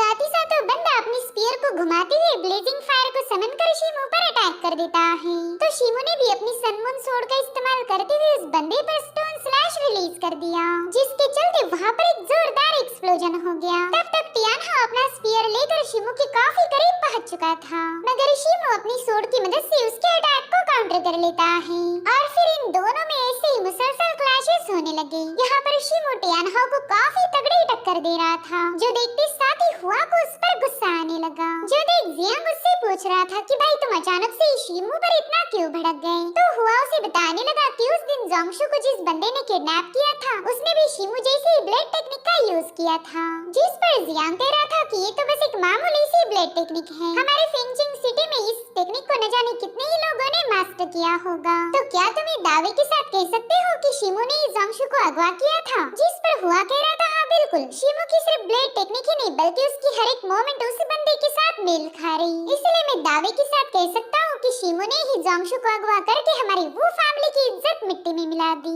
जो सुनकर जियांग भी काफी ज्यादा भड़क गया। वो कह रहा था कि शिमो की इस हरकत की वजह से हमारी जिन फैमिली की इज्जत मिट्टी में मिल जाएगी, मैं अभी जाकर उसे सबक सिखाता हूँ, मगर हुआ ने उसे रोक लिया। वो कह रहा था कि मसला काफी ज्यादा कॉम्प्लिकेटेड है, इसमें मेरी वो और तुम्हारी जिन फैमिली दोनों की रेपुटेशन दांव पर लग जाएगी, इसलिए हमें काफी सोच समझकर एक्शन लेना पड़ेगा। जिस पर जियांग कह रहा था अब तुम ही बताओ हम शिमो के साथ कैसे निपटे। मगर फिलहाल तो हुआ के पास भी इसका कोई जवाब नहीं था और उसी वक्त उसे वेडिंग वाले दिन की बातें याद आने लगी। यूहान ने हुआ को रोकने की पूरी कोशिश की थी और यूहान के इंटरफेरेंस की वजह से वो किडनैपर जोंगशु को वहाँ से ले जाने में कामयाब हो गया। जब हुआ को ये बात कंफर्म हुई कि यूहान भी शिमो के साथ मिली हुई थी, तब तो उस बंदे की मानो खून में ही आग लग गई। वो दिल ही दिल में कहने लगा कि शिमो, आखिर तेरी इतनी हिम्मत कैसी हुई कि तू मुझे उल्लू बनाए। तुझे क्या लगा तेरा पर्दा कभी फाश हो ही नहीं सकता। और उतने में वो जियांग से कहने लगा कि मेरे भाई, अब एक्शन लेने का वक्त आ चुका है। आज तुम अपने भाई को सबके सामने जलील करोगे, क्योंकि मेरे पास अब सारे सबूत आ चुके हैं। वहाँ पर यूहान के साथ जो लड़की है वो कोई और नहीं बल्कि जोंगशु है। उसने तो बस एक वेल पहनकर अपना चेहरा छुपा लिया, मगर वो मेरी हुआ की आंखों में धूल नहीं झुक सकती। इधर शिमो टियानहाओ के साथ मुकाबला करने में काफी ज्यादा बिजी था। उसे कोई आइडिया नहीं थी कि हुआ के सामने उसका सीक्रेट अब रिवील हो चुका। हुआ जियांग को बता रहा था कि जब तक शिमो टियानहाओ के साथ फाइट करने में बिजी है, तब तक हम उस जोंगशु को कैप्चर करके उसे सीधा हमारे एंसेस्टर के सामने पेश करेंगे। उस शिमो की वजह से अब जिन फैमिली की काफी ज्यादा बदनामी होगी, इसलिए एंसेस्टर उसे कड़ी से कड़ी सजा देंगे। और इसी मौके का फायदा उठाकर तुम जिन फैमिली में अपना नाम दोबारा से बना सकते हो। फिर शिमो को वहाँ पर कोई रिस्पेक्ट नहीं मिलने वाली। इधर टियानहाओ ने शिमो पर अटैक करने के लिए अपने स्पीयर को पॉइंट कर दिया था, तो उसे रोकने के लिए शिमो भी अपनी मून ब्लेड को निकाल लेता है। जैसे ही शिमो ने अपनी मून ब्लेड उसकी तरफ थ्रो की, वैसे ही वो बंदा अपनी स्पीयर की मदद से उस मून ब्लेड को रोकने लगा और फिर वो शिमो की मून ब्लेड के अटैक को काउंटर करते हुए उस ब्लेड को दोबारा से वापस शिमो की तरफ लौटा देता है। इधर शिमो अपनी मून ब्लेड को कलेक्ट करने में बिजी था और उसी वक्त टियानहाओ ने अपना स्पीयर उसकी तरफ थ्रो कर दिया, जो कि शिमो के काफी पास से गुजर जाता है। यहाँ पर शिमो उसके हाथों घायल होने से बाल-बाल बच गया था। और फिर एक बार फिर से टियानहाओ ने अपने ब्लेजिंग फ्लेम स्पीयर का इस्तेमाल करते हुए शिमो पर हमले करना शुरू कर दिए, जो देखकर मास्टर जू तो काफी ज्यादा हैरान थे। वो कह रहे थे कि टियानहाओ ने तो इस मुकाबले में अपनी जी जान लगा दी। ये लड़का जानता ही नहीं कि कब इसने अपने अटैक को थोड़ा सा होल्ड करना चाहिए। पता नहीं उसने क्या सोचकर शिमो पर ब्लेजिंग फ्लेम स्पीयर की फुल फोर्स से स्ट्राइक किया होगा। ऐसे तो शिमो बुरी तरह से घायल हो जाएगा। जिस पर कांघाई कह रहे थे कि जहाँ तक मैं शिमो को जानता हूँ, इतने आसानी से घुटनों पर नहीं आने वाला। और उनकी बात 100% सही थी, क्योंकि यहाँ पर शिमो ने टियानहाओ की फुल फोर्स के साथ की हुई स्ट्राइक को अपने सीने पर ही रोक लिया, जो देखते साथ ही एक सेकंड के लिए टियानहाओ के मानो होश उड़ गए। और अब यहाँ पर शिमो उस पर हमले करते हुए कहने लगा कि अटैक करने की बारी अब मेरी है। इधर मास्टर फिंगचान तो शिमो पर काफी ज्यादा भड़क गए। वो कह रहे थे कि इस बंदे ने हमारे फिंग फैमिली की आयरन बॉडी टेक्निक को चुराया है, लेकिन मास्टर जू उसकी बात से अग्री नहीं थे। वो कह रहे थे कि मार्शल आर्ट में कई सारी बॉडी स्ट्रेंथनिंग वाले टेक्निक्स हैं, तो मेरे ख्याल से शिमो ने उन्हीं में से किसी का यूज किया होगा। वो भला तुम्हारी फैमिली की टेक्निक को क्यों चुराएगा? इनफैक्ट मैंने तो ये भी सुना था कि कांघाई के पास एक रिफाइनमेंट बॉडी टेम्परिंग मेथड है। अगर कोई कल्टीवेटर उसे मास्टर कर ले तो उसे इनविंसिबल बनने से फिर कोई रोक नहीं सकता, क्योंकि वो एक सुप्रीम स्किल है जो कि एक कल्टीवेटर की फिजिकल स्ट्रेंथ को काफी रैपिडली इंक्रीज कर सकती। जिस पर कांघाई जवाब देते हुए कहने लगे कि ना, अभी तक तो मैंने शिमो को वो टेक्निक नहीं सिखाई। दरअसल शिमो ने तो यहाँ पर बस बॉडी हार्डनिंग टेक्निक का यूज किया है, जो कि मास्टर फिंग की एंसेस्ट्रल सीक्रेट टेक्निक के सामने कुछ भी नहीं। अब यहाँ पर मास्टर फिंगचान को समझ नहीं आ रहा था कि वो कांघाई को क्या जवाब दे, इसलिए उसने फिलहाल के लिए खामोश रहना ही सही समझा। इधर वुटांग शिमो के मुकाबले को देखकर दिल ही दिल में कहने लगा कि शिमो के पास तो काफी इंप्रेसिव टेक्निक है। अगर मेरा बेटा हुआ इसका मुकाबला करने चला गया तो आसानी के साथ नहीं जीत पाएगा। मुझे कुछ भी करके कोई और तरीका ढूंढना होगा ताकि हमारी वो फैमिली की नाक कटने से बच जाए। इधर टियानहाओ और शिमो में जबरदस्त फाइट चल रही थी। इन दोनों ने एक दूसरे को तगड़ी टक्कर दी, जो देखकर ही टियानहाओ जोर जोर से हंसने लगा। वो कह रहा था, मेरे भाई, इस मुकाबले में मुझे काफी ज्यादा मजा आ रहा है, तो क्यों ना आज इसी बहाने से मैं तुम्हें अपनी वांग फैमिली की ब्लड लाइन अवेकनिंग की पावर दिखाऊं। और फिर उसने बड़े ही जोश के साथ अपने स्पीयर को घुमाते हुए ब्लेजिंग फ्लेम स्पीयर टेक्निक की एक और मूव को एक्टिवेट कर दिया। उसे रेड लोटस ब्रेक कहा जाता था। यहाँ पर शिमो उसके अटैक को अपनी तरफ आगे बढ़ता हुआ देखकर सोचने लगा कि टियानहाओ वाकई काफी ज्यादा खतरनाक है। अब तो मेरे पास और कोई ऑप्शन नहीं, मुझे कुछ भी करके इस टेक्निक को यूज करना होगा। और फिर शीमू ने विंड स्लैश के छठे फॉर्म को एक्टिवेट कर दिया। वह शीमू की इस टेक्निक को आर्मर ब्रेक कहा जाता था, जो कि काफी ज्यादा भयानक थी। और फिर शीमू का स्लैश और टियान हाउ का रेड लोटस आपस में टकरा गया, जिससे तो अरीना में काफी जबरदस्त एक्सप्लोजन होने लगे। साथ ही साथ इन दोनों की स्पिरिचुअल एनर्जी पूरे अरीना में फैल रही थी। इस फिनोमेना को देखकर फिंगचान तो अपनी जगह से ही उड़ गया। वो कह रहा था कि टियान हाउ की ब्लेजिंग फ्लेम काफी ज्यादा खतरनाक थी। उसकी इस मूव को देखकर ही पता चल रहा कि वो बंदा एक्वायर्ड इनिशियल स्टेज पर पहुंचने वाला है। तो टियान हाउ की प्रोग्रेस को देखकर वो इम्प्रेस होकर मास्टर जू को अप्रिशिएट करने लगा। वो कह रहा था कि आपने तो एक आउटस्टैंडिंग डिसाइपल को क्रिएट किया, लेकिन मास्टर जू एक ने एक दिल इंसान थे। वो कहते हैं कि टियान हाउ की स्किल का क्रेडिट मुझे नहीं जाता, बल्कि ये सारा कमाल तो वांग फैमिली की ब्लड लाइन का है। उनके वायलेंट फ्लेम ब्लड लाइन को कोई भी बीट नहीं कर सकता। अगर एक काबिल मास्टर की बात की जाए जो कि एक आउटस्टैंडिंग डिसाइपल को बना सकता, तो वो सिर्फ कांगाई है। कांगाई ने शीमू जैसे बेहतरीन डिसाइपल को प्रोड्यूस किया, जो सुनते साथ ही कांगाई मास्टर जू का शुक्रिया अदा करने लगे। वही दूसरी तरफ वुटांग मास्टर जिनचेंग से कहने लगा कि शीमू ने टियान हाउ को तगड़ी टक्कर दी है। आज न कल ये बंदा आपकी जिन फैमिली की सारी ग्लोरी को चुरा लेगा। जिस पर जिनचेंग जवाब देते हुए कहने लगा कि 4 हॉल कॉन्टेस्ट इसलिए रखा जाता ताकि हमारे फेंगचिंग सिटी के टैलेंटेड यंग डिसाइपल को नर्चर होने का मौका मिल पाए। तो इस कॉन्टेस्ट में हार या जीत मायने नहीं रखती, ये तो बस यंग बच्चों का मुकाबला है, तो इसे हमने सिर्फ एंजॉय करना चाहिए। पता नहीं क्यों आप इस मुकाबले को कुछ ज्यादा ही सीरियस ले रहे हैं। जो सुनकर वुटांग दिल ही दिल में कहने लगा कि हाँ, तेरे लिए ये सब बोलना काफी ज्यादा आसान है, क्योंकि शीमू तेरी जिन फैमिली से बिलोंग करता। 4 हॉल कॉन्टेस्ट में जो भी डिसाइपल शाइन करेगा, उसकी फैमिली उतनी ही ज्यादा स्ट्रांग बनेगी। वो फैमिली एक ऐसा डोमिनेंस क्रिएट करेगी जिसे फेंगचिंग सिटी में कोई चैलेंज नहीं कर पाएगा। और उतने में उसका ध्यान हुआ पर गया। उसे तो ये समझ नहीं आ रहा था कि उसका लड़का मुकाबला देखना छोड़कर एरिना में क्यों चला गया, यानी कि जरूर से हुआ ने कुछ नोटिस किया होगा। इसलिए वुटांग भी जिनचेंग से कहने लगा कि मुझे काफी ज्यादा अनईजी फील हो रहा, मैं थोड़ी देर में रेस्टरूम होके आता हूँ। और इतना कहते साथ ही वो बंदा भी वहाँ से रवाना हो गया। इधर शीमू और टियान हाउ एक दूसरे पर मुसलसल हमले कर रहे थे, और इसमें इन दोनों को काफी ज्यादा मजा आने लगा। यहाँ पर शीमू से कह रहा था कि मेरे भाई, इस मुकाबले में चाहे मेरी जीत हो या हार हो, इससे मुझे कोई फर्क नहीं पड़ता, मुझे तो बस इस फाइट को एंजॉय करना है। वहीं पर जोंगशू यूहान से कह रही थी कि ये मुकाबला काफी ज्यादा खतरनाक हो रहा, मुझे तो लगा ही नहीं था कि टियान हाउ यंग मास्टर शीमू को इतनी तगड़ी टक्कर दे पाएगा। जिस पर यूहान कह रही थी कि तुम ज्यादा फिक्र मत करो, बस थोड़ी देर रुक जाओ और फिर देखना मेरा भाई उस टियान हाउ की कैसी हालत करता है। बस थोड़ी देर के बाद टियान हाउ मेरे भाई के सामने रहम की भीख मांगेगा। मगर जोंगशू तो शीमू के लिए प्रे करने लगी। उसे पता था कि टियान हाउ काफी ज्यादा खतरनाक है, और उतने में हुआ उनके पास पहुंच गया। यहाँ पर जुआन यूहान से कह रहा था कि तुमने कुछ ऐसी गलतियाँ करी है जिससे हमारी जिन फैमिली की रेपुटेशन खराब होगी। शायद तुम्हें हमारे लाड़ प्यार ने कुछ ज्यादा ही बिगाड़ दिया।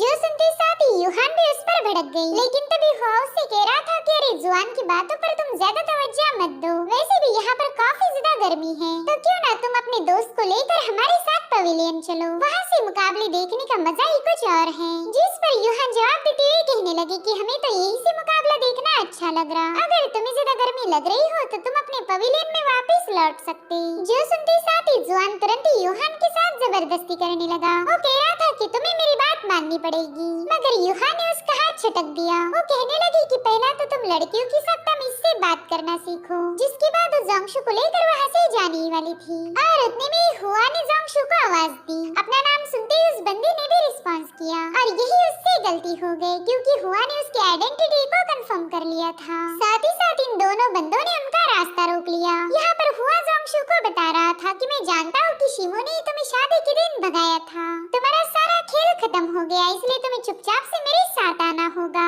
वरना तुम्हारी वजह से तुम्हारा प्यारा शीमू सबके सामने जलील होगा। साथ ही यहाँ पर वो जोंगशू का वेल हटाने की कोशिश कर रहा था, मगर उतने में यूहान ने अपनी गोल्डन थंडर से उस बंदे पर हमला कर दिया। वो उससे कह रही थी कि अगर तुम्हें मेरी गोल्डन थंडर की पावर को टेस्ट करना है तो आगे आकर मेरा मुकाबला करो, अगर तुम्हारी हालत मैंने उस फेंगजुन से बदतर नहीं की तो मेरा नाम बदल देना। अब इन दोनों ने अपनी बहस की वजह से सभी लोगों का ध्यान अपनी तरफ खींच लिया। तो हुआ जोंगशू से कहने लगा कि तुम्हारी वजह से आज हमारी फैमिली जलील होगी। अगर तुम इसकी पनिशमेंट लेना नहीं चाहती तो चुपचाप से मेरे साथ चलो। मगर यूहान ये बात अच्छे से जानती थी कि अगर जोंगशू हुआ के साथ चली गई तो ये लोग उसे खत्म कर देंगे। अगर यहाँ पर मैंने और तमाशा खड़ा किया तो हो सकता है कि हुआ हमें यहाँ से जाने दे। इसलिए जानबूझकर सबके सामने जोर से कहने लगी कि ब्रदर हुआ, तुम तो बेवजह ही मेरी फ्रेंड को जलील कर रहे हैं। ये तुम्हारे घर की सर्वेंट नहीं बल्कि हमारे घर की मेहमान है, इसलिए जल्दी से हमारा रास्ता छोड़ दो। जिस पर हुआ कह रहा था कि मैं जानता हूँ तूने तेरे भाई के साथ मिलकर इस बंदी को अगवा किया था। जल्दी से इसे हमारे हवाले कर दो और मैं तुझे माफ कर दूंगा। जिस पर यूहान कहने लगी कि तुम तो बेवजह ही हमारी जिन फैमिली पर इल्जाम लगा रहे। अगर हमारे एंसेस्टर को ये सारी बातें पता चली तो तुम्हारी फैमिली के लिए बिल्कुल अच्छा नहीं होने वाला। तो वो बंदा तुरंत ही अपनी सोर्ड को समन करते हुए यूहान से कहने लगा कि मैं खुद ही जाकर तुम्हारी जिन फैमिली के एंसेस्टर से बात करूंगा। मैं तुम्हारे एंसेस्टर से यू फैमिली के लिए जस्टिस की मांग करूंगा। इसलिए जाओ जाकर तुम्हारे एंसेस्टर को जो बताना है वो बता दो, मुझे इससे कोई फर्क नहीं पड़ता। लेकिन आज ये बंदी तुम्हारे नहीं बल्कि मेरे साथ जाएगी। अब उसकी बातें सुनकर यूहान उस पर काफी ज्यादा भड़क गई थी, मगर वो अपनी विप से हुआ पर हमला कर पाई इससे पहले जुआ ने उसका हाथ पकड़ लिया। वो कह रहा था हुआ तुम मेरी सिस्टर यूहान को हर्ट नहीं कर सकते। अगर जिन फैमिली को इसके बारे में पता चला तो जरूर से तुम्हें पनिश करेंगे, इसलिए जल्दी से जोंगशू को लेकर यहाँ से रवाना हो जाओ। अब यहाँ पर यूहान ने जोंगशू को भागने के लिए बता दिया था, लेकिन हुआ ने उस बंदी का हाथ पकड़ लिया। वो कह रहा था कि मेरी जान मेरे होते हुए तुम यहाँ से नहीं जा सकती। और फिर हुआ उसे जबरदस्ती अपने साथ ले जाने लगा। वो जोंगशू को बता रहा था कि अब तुम्हारी कोई मदद नहीं कर सकता। यहाँ पर यूहान उसे बचाने की पूरी कोशिश करने लगी, लेकिन जुआन ने उसका रास्ता रोक लिया। इसलिए अब यूहान और जोंगशू ने मिलकर शोर मचाना शुरू कर दिया। जो सुनते साथ ही शीमो और टियानहाओ का ध्यान भी उनकी तरफ जा चुका था। टियानहाओ ने देखा कि जुआन तो यूहान पर काफी ज्यादा जबरदस्ती कर रहा, वहीं दूसरी तरफ जोंगशू भी हुआ के साथ जाते वक्त स्ट्रगल कर रही थी। जो देखते साथ ही शीमो ने सीधा हुआ के गले पर अपनी ब्लेड लगा दी। इधर जुआन भी यूहान पर हमला करने ही वाला था कि तभी टियानहाओ बीच में आ जाता है। वो बंदा तो यूहान के सामने एज अ प्रोटेक्टर खड़ा हो गया था। जो देखते साथ ही यूहान के चेहरे पर स्माइल आ गई। उसे पता था कि जुआन टियानहाओ से पंगे नहीं लेगा। वहीं दूसरी तरफ शीमो भी हुआ को धमका रहा था कि जल्दी से इस बंदी का हाथ छोड़ दो। अगर तुमने मेरी बात नहीं मानी तो तुम्हें काफी ज्यादा रिग्रेट होगा। इधर टियानहाओ ने भी जाहिर कर दिया था कि कोई भी यूहान को हाथ नहीं लगाएगा। जो देख हुआ उससे कहने लगा कि ये हमारी वो फैमिली का पर्सनल मैटर है, इसमें तुम्हारी वांग फैमिली इंटरफेयर नहीं कर सकती। आफ्टर ऑल शीमो ने वो फैमिली की दुल्हन को अगवा किया था और मैं तो बस हमारी दुल्हन को वापस ले जा रहा हूँ, तो हमारी इस फैमिली मैटर में कोई इंटरफेयर नहीं कर सकता। इधर शीमो को तो यकीन ही नहीं हो रहा था कि उसकी चोरी अब पकड़ी गई। वो कहने लगा कि पता नहीं तुम क्या क्या बकवास कर रहे हैं, मैं तो कुछ भी नहीं जानता। भला मैं तुम्हारी फैमिली की दुल्हन को अगवा क्यों करूँगा? जिस पर हुआ कह रहा था कि हाँ मैं जानता हूँ तुम इतनी आसानी के साथ अपने क्राइम को एक्सेप्ट नहीं करोगे, तो क्यों ना इस बात की गवाही खुद जोंगशू दे दे। वो एक मामूली सा पर्दा लगाकर अपनी पहचान को छुपा नहीं सकती। जिसके बाद वो जोंगशू से कह रहा था कि जल्दी से अपना वेल हटाओ, मुझे तुम्हारी पहचान को कंफर्म करना है। अगर तुम हमारी वो फैमिली की जोंगशू हो तो तुम्हें बिना कुछ बोले हमारे साथ चलना होगा। अब हुआ की बातें सुनकर वहाँ मौजूद हर एक बंदा काफी ज्यादा हैरान हो गया। वो जोंगशू से कह रहे थे कि अगर तुम वाकई बेगुनाह हो तो हुआ के सामने अपना वेल हटाकर अपनी पहचान को कंफर्म करो। अब देखते देखते एल्डर्स का ध्यान भी इनकी बहस पर आ चुका था। सिंचन कहने लगा कि पता नहीं यहाँ पर एग्जैक्टली हो क्या रहा है। आज तक कभी भी 4 हॉल कॉन्टेस्ट को ऐसे बीच में छोड़ा नहीं गया था। मुझे ऐसा फील हो रहा कि यहाँ पर कुछ तो बड़ा पंगा जरूर हुआ। इधर जिन फैमिली का हेड जिनचेंग भी काफी ज्यादा कंफ्यूज था। वो अपने छोटे भाई जिन्मू से कहता है कि अब हमने भी नीचे जाना चाहिए। जरा देखते हैं कि इस बार शीमो और यूहान ने मिलकर कौन सी नई मुसीबत को बुलावा भेजा। वहीं दूसरी तरफ शीमो और यूहान मिलकर जोंगशू को प्रोटेक्ट कर रहे थे और उतने में हुआ का फादर वुटांग वहाँ पर पहुँच गया। वो अपने बेटे को डांटते हुए कहने लगा कि हुआ पता नहीं तुमने यहाँ पर इतना बड़ा तमाशा खड़ा क्यों किया, जल्दी से पीछे हट जाओ, तुम्हें शीमो के साथ फाइट करने की कोई भी जरूरत नहीं। अरे अब ऑडियंस को बताने लगा कि आजकल के बच्चों का अपने गुस्से पर जरा भी काबू नहीं रहता। इन्होंने एक मामूली सी बात पर ही इतना बड़ा तमाशा खड़ा कर दिया। खैर ये लड़की जोंगशू हमारी वो फैमिली की दुल्हन है। इसके फादर ने हमारी फैमिली के साथ इसका रिश्ता तय किया था, मगर इन बच्चों की झगड़ों की वजह से हमारा फैमिली मैटर एक तमाशा बन गया। साथ ही साथ जोंगशू से कहने लगा कि अब तुम्हें घर आना पड़ेगा, वहीं जाकर हम इत्मीनान से इस सारे मसले को सुलझा देंगे। मगर दिल ही दिल में वोटांग जोंगशू पर काफी ज्यादा गुस्सा था। अगर जोंगशू उसके साथ चली गई तो या तो उसे मार दिया जाएगा या फिर सीवियरली पनिश किया जाएगा। मगर यूहान उससे कह रही थी कि ना, जोंगशू आपकी वो फैमिली के पास नहीं आएगी। जिसके बाद जोंगशू को लेकर तुरंत ही वहाँ से निकल पड़ी। यूहान की इस हरकत से वो बंदा काफी ज्यादा भड़क गया था। साथ ही साथ वो फैमिली के सर्वेंट्स ने भी इनका रास्ता रोक लिया। इधर वोटांग कह रहा था कि फॉर हर कंपटीशन हमारी हर एक फैमिली के लिए काफी ज्यादा इम्पोर्टेंट है। यहाँ पर यंग जीनियस परफॉर्म करते हैं ताकि उनका आने वाला फ्यूचर बेटर हो जाए, उनकी फैमिलीज ग्रो करें। लेकिन तुम दोनों की वजह से सारा कॉन्टेस्ट ही डिस्टर्ब हो गया, इसलिए यहाँ पर तमाशा खड़ा करके तुम दोनों यहाँ से चुपचाप से नहीं जा सकती। तुम्हें हमें इसका एक्सप्लेनेशन देना पड़ेगा। यहाँ पर वोटांग की बातों से अरीना में मौजूद हर एक बंदा राजी हो गया। वो कह रही थी हाँ बिल्कुल, हम यहाँ पर मुकाबला देखने आए थे, ना कि कोई फैमिली ड्रामा। तुम दोनों की वजह से सारे मुकाबले डिस्टर्ब हो गए। इधर यूहान अपनी माइंड स्पेस का इस्तेमाल करते हुए शिमू से बात करने लगी। वो कह रही थी कि मैं ही जोंगशू को यहाँ लेकर आई थी ताकि वो मुकाबले को एंजॉय कर पाए। मुझे लगा था कि वेल के होते हुए कोई उसे पहचान नहीं पाएगा, मगर यहाँ पर तो काफी बड़ा तमाशा खड़ा हो गया। अब पता नहीं जोंगशू के साथ क्या होगा। हुआ ने तो यहाँ तक भी बोल दिया कि वो हमारे एंसेस्टर के सामने इस मैटर को रखने वाला है ताकि हम दोनों को कड़ी से कड़ी सजा मिलकर वो फैमिली को जस्टिस मिल जाए। यहाँ पर शिमू ने बिल्कुल उम्मीद नहीं की थी कि उसकी ये सारी प्लानिंग इस तरह से चौपट हो जाएगी। जिस पर शिमू जवाब देते हुए कहने लगा कि अभी सारा प्रॉब्लम तो हो चुका है, इसलिए हमने फिलहाल इस मसले को हल कैसे करना है इस पर ही ध्यान देना चाहिए। रिग्रेट करने से कुछ भी हासिल नहीं होगा, बस ये सोचो कि इस मसले को पीसफुली रिजॉल्व कैसे किया जाए, क्योंकि अगर ऐसा नहीं हुआ तो मुझे इन सब के साथ फाइट करके जोंगशू को यहाँ से ले जाना पड़ेगा। मैं जोंगशू को किसी भी कीमत पर वो फैमिली के पास वापस नहीं भेज सकता, वरना वो लोग उसे खत्म कर देंगे। और अब वहाँ पर जिन फैमिली के हेड भी पहुँच गए तो ये सभी लोग फटाफट से जिनचेंग को रिस्पेक्ट देने लगे। यहाँ पर जिनचेंग को कोई आइडिया नहीं थी कि शिमू और यूहान ने मिलकर जोंगशू को रिहा किया था। जिनचेंग वोटांग से कह रहा था कि मेरे भाई तुमने इस सिचुएशन को काफी अच्छे से हैंडल किया, अगर तुम इंटरफेयर नहीं करते तो शायद इनकी लड़ाई और ज्यादा बढ़ जाती और इन बच्चों की वजह से हमारी दोनों फैमिलीज को सबके सामने जलील होना पड़ता। खैर, अगर तुम इस लड़की को अपने साथ ले जाना चाहते हो तो मेरी पूरी परमिशन है। मैं यहाँ पर पब्लिक के सामने कोई तमाशा खड़ा करना नहीं चाहता। वहीं पर यूहान अपने अंकल से कहने लगे कि प्लीज आप इस लड़की को इनके साथ मत भेजिए, इन्होंने जरूर से इस बंदी के खिलाफ प्लानिंग बनाई होगी। मगर जिनचेंग तो उल्टा यूहान पर ही भड़क गया। वो कहने लगा कि मेरे ही लाड़ प्यार की वजह से तुम काफी ज्यादा बिगड़ चुकी हो, तुम्हें तो इतना भी समझ नहीं आता कि कब खामोश रहा जाए और कब बोला जाए, ऊपर से तुम मेरे हुक्म की नाफरमानी कर रही। अब यहाँ पर यूहान अपने अंकल को सारी सच्चाई बताने वाली थी, मगर उतने में जोंगशू ने उसे रोक लिया। वो बिल्कुल भी नहीं चाहती थी कि उसकी वजह से यूहान को कोई पनिशमेंट मिले। अरे अब जोंगशू आगे बढ़ते हुए कहने लगे कि यहाँ का सारा मसला बस मेरी वजह से क्रिएट हुआ, तो इसे हल करने के लिए मेरा सबके सामने आना काफी ज्यादा इम्पोर्टेंट होगा। मैं नहीं चाहती कि मेरी वजह से दो फैमिलीज के रिश्ते खराब हो जाए। वो फैमिली में जाने के बाद मेरे साथ क्या हुआ ये मैं सबके सामने एक्सप्लेन करना चाहती हूँ। और इतना कहते साथ ही जोंगशू ने अपनी वेल वाली हैट हटा दी। उसने सबको दिखा दिया था कि वही वो फैमिली की किडनैप की गई दुल्हन है, और हो सकता है कि जोंगशू वो फैमिली का असली चेहरा सबके सामने ला दे। और इसी के साथ एपिसोड यहीं पर एंड हो जाता है। Thank you so much for watching. Bye bye. लोग भी जोंगशू के खिलाफ हो गए। वो कह रहे थे कि इस लड़की में कोई खोट होगी और इसी वजह से उसने वो फैमिली को जलील कर दिया। लेकिन वहाँ पर कुछ लोग ऐसे भी थे जो वो फैमिली के खिलाफ बोलने लगे, तो उनकी बातें सुनकर हुआ को और भी ज्यादा गुस्सा आ गया। इसलिए आगे बढ़ते हुए कहने लगा कि तुम्हारी वजह से हमें काफी ज्यादा जलील होना पड़ रहा है, इसलिए चुपचाप से मेरे साथ चलो। लेकिन उसी वक्त शिमू और यूहान बीच में आ जाते हैं। यूहान उससे कह रही थी कि जोंगशू तो तुम्हारे भाई की दुल्हन है ना, फिर तुम इतना क्यों उछल रहे हो, जल्दी से तुम्हारे भाई को यहाँ बुला लाओ। दरअसल हुआ का भाई मेंटली डिसेबल था, तो इसी वजह से हुआ चाहकर भी अपने भाई को यहाँ पर बुला नहीं सकता।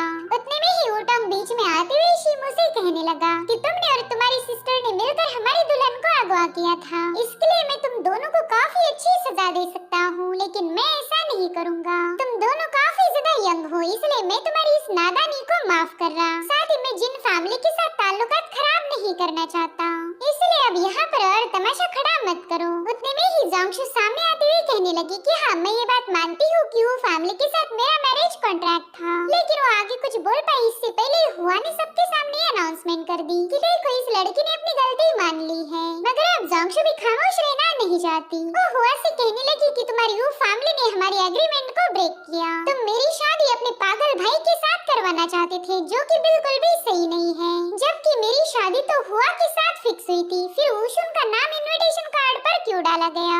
जो सुनते साथ ही वहाँ मौजूद पब्लिक वो फैमिली पर काफी सारे सवाल उठाने लगी। उन्हें ये समझ नहीं आ रहा था कि वो जोंगशु की शादी अपने पागल बेटे के साथ क्यों करवाना चाहते थे। आखिर इसके पीछे की सॉलिड वजह क्या होगी? साथ ही जोंगशु बता रही थी कि वो फैमिली ने खुद होकर कॉन्ट्रैक्ट को ब्रेक किया, और वैसे भी जिस बंदे के साथ मेरी शादी फिक्स हुई थी वो बिल्कुल भी मुझे पसंद नहीं करता। ना ही मैं यंग मास्टर हुआ को पसंद करती हूँ और ना ही वो मेरे टाइप के हैं। तो क्यों ना इस रिश्ते को यहीं पर ब्रेक किया जाए? जिस पर हुआ गुस्से में कहने लगा कि ना, इसका फैसला तेरे हाथ में तो बिल्कुल नहीं। मगर शिमू दोबारा से उसके सामने आ गया। वो कह रहा था, हुआ तूने जरा अपनी जुबान पर लगाम लगाना चाहिए। ये कॉन्ट्रैक्ट दोनों फैमिलीज ने मिलकर तय किया था, मगर अब जोंगशु उसके लिए मना कर रही है, तो तुम उस पर जबरदस्ती नहीं कर सकते। और वैसे भी जोंगशु के फादर अब इस दुनिया में नहीं रहे, तो जोंगशु खुद अपनी जोंग फैमिली को रिप्रेजेंट करेगी। जिस पर हुआ कहने लगा कि ये हमारी फैमिली का इंटरनल मैटर है, तो तुम इसमें दखल नहीं दे सकते। वहीं पर जुआन भी शिमू के खिलाफ हो चुका था। वो कह रहा था, शिमू हम दोनों भी जिन फैमिली के मेंबर्स हैं, तो बेवजह वो फैमिली के मसलों में इंटरफेयर मत करो। लेकिन उतने में वांग टियानहाओ कहने लगा कि मैं शिमू के साथ अग्री हूँ। अब ये बस दो फैमिलीज की रेपुटेशन का सवाल नहीं रहा, बल्कि ये तो जोंगशु की जिंदगी का सबसे बड़ा डिसीजन है। इसलिए हमने इस बात की तह तक जाना चाहिए कि आखिर गलती किसकी थी। उतने में ही वो फैमिली का हेड वुटांग अपने बेटे से कहने लगा कि वो आप तुम पीछे हट जाओ, यहाँ से आगे का सारा मैटर मैं खुद हैंडल करूँगा। और अब वुटांग जोंगशु से कहने लगा कि तुम्हारे फादर मेरे सबसे पुराने दोस्त थे, उन्होंने मुझ पर भरोसा करके तुम्हारी जिम्मेदारी मुझ पर सौंपी थी, इसलिए ये तो मेरा फर्ज बनता है कि मैं तुम्हारा ठीक से ख्याल रखूं। अब तुम खुद बताओ, जब से तुम वो फैमिली में आई थी, क्या तब से हमने कभी तुम्हें किसी बात के लिए परेशान किया? हमने तो तुमसे कभी कोई दहेज की बात भी नहीं की। हाँ, मैं मानता हूँ कि तुम्हारी शादी को लेकर थोड़ी बहुत मिसअंडरस्टैंडिंग हुई, लेकिन कोई बात नहीं, तुम मेरे साथ चलो और मैं सब कुछ तुम्हें एक्सप्लेन कर दूंगा। जरा अपने आसपास देखो, यहाँ पर ऐसे कई सारे लोग होंगे जो तुम्हारी मजबूरी का फायदा उठा सकते। तुम्हारी रेपुटेशन पूरी तरह से डिस्ट्रॉय हो जाएगी, तो मैं ये बिल्कुल भी बर्दाश्त नहीं कर पाऊंगा। आफ्टर ऑल तुम मेरे अच्छे दोस्त की बेटी हो। अब यहाँ पर जोंगशु उन लोगों को देखकर काफी ज्यादा परेशान हो गई। उसे अच्छे से पता था कि वो फैमिली कोई भी इल्जाम खुद के दामन पर नहीं लगा लेगी, बल्कि सारा ब्लेम जाएगा जोंगशु पर। वेल यहाँ पर शिमू को भी पता था कि जोंगशु काफी बड़ी मुसीबत में फंस चुकी है, इसलिए जोंगशु से कहने लगा कि मिस आपको वो फैमिली में जाना है या फिर कहीं और, इसका फैसला आप पर होगा। अगर आप वो फैमिली के साथ नहीं जाना चाहती, तो मैं खुद आपको फिंचिंग सिटी से बाहर किसी सेफ जगह पर पहुंचा दूंगा। और उतने में जोंगशु ने आगे आकर वुटांग से सवाल पूछा, कहीं आप मेरी हुआ के साथ शादी करवा कर आपके दूसरे बेटे के चेम्बर में तो नहीं भेजोगे? मैं आपसे ये सवाल इसलिए पूछ रही हूँ क्योंकि अब मुझे आपकी वो फैमिली पर रत्ती भर भी भरोसा नहीं रहा। जिस पर वुटांग जवाब देते हुए कहने लगा कि मैं जरूर से तुम्हारी शादी मेरे बड़े बेटे हुआ के साथ करवा दूंगा, लेकिन इन सबसे ज्यादा इम्पोर्टेंट है तुम्हारी रेपुटेशन। इसलिए मैं चाहता हूँ कि पहले तुम घर चलो और वहीं जाकर हम आगे की बात करेंगे। जिस पर जोंगशु कहने लगी, सीनियर प्लीज मुझे माफ कर दीजिए, लेकिन इन कुछ दिनों में मुझे पता चल चुका है कि आपका बेटा हुआ मुझे जरा भी पसंद नहीं करता।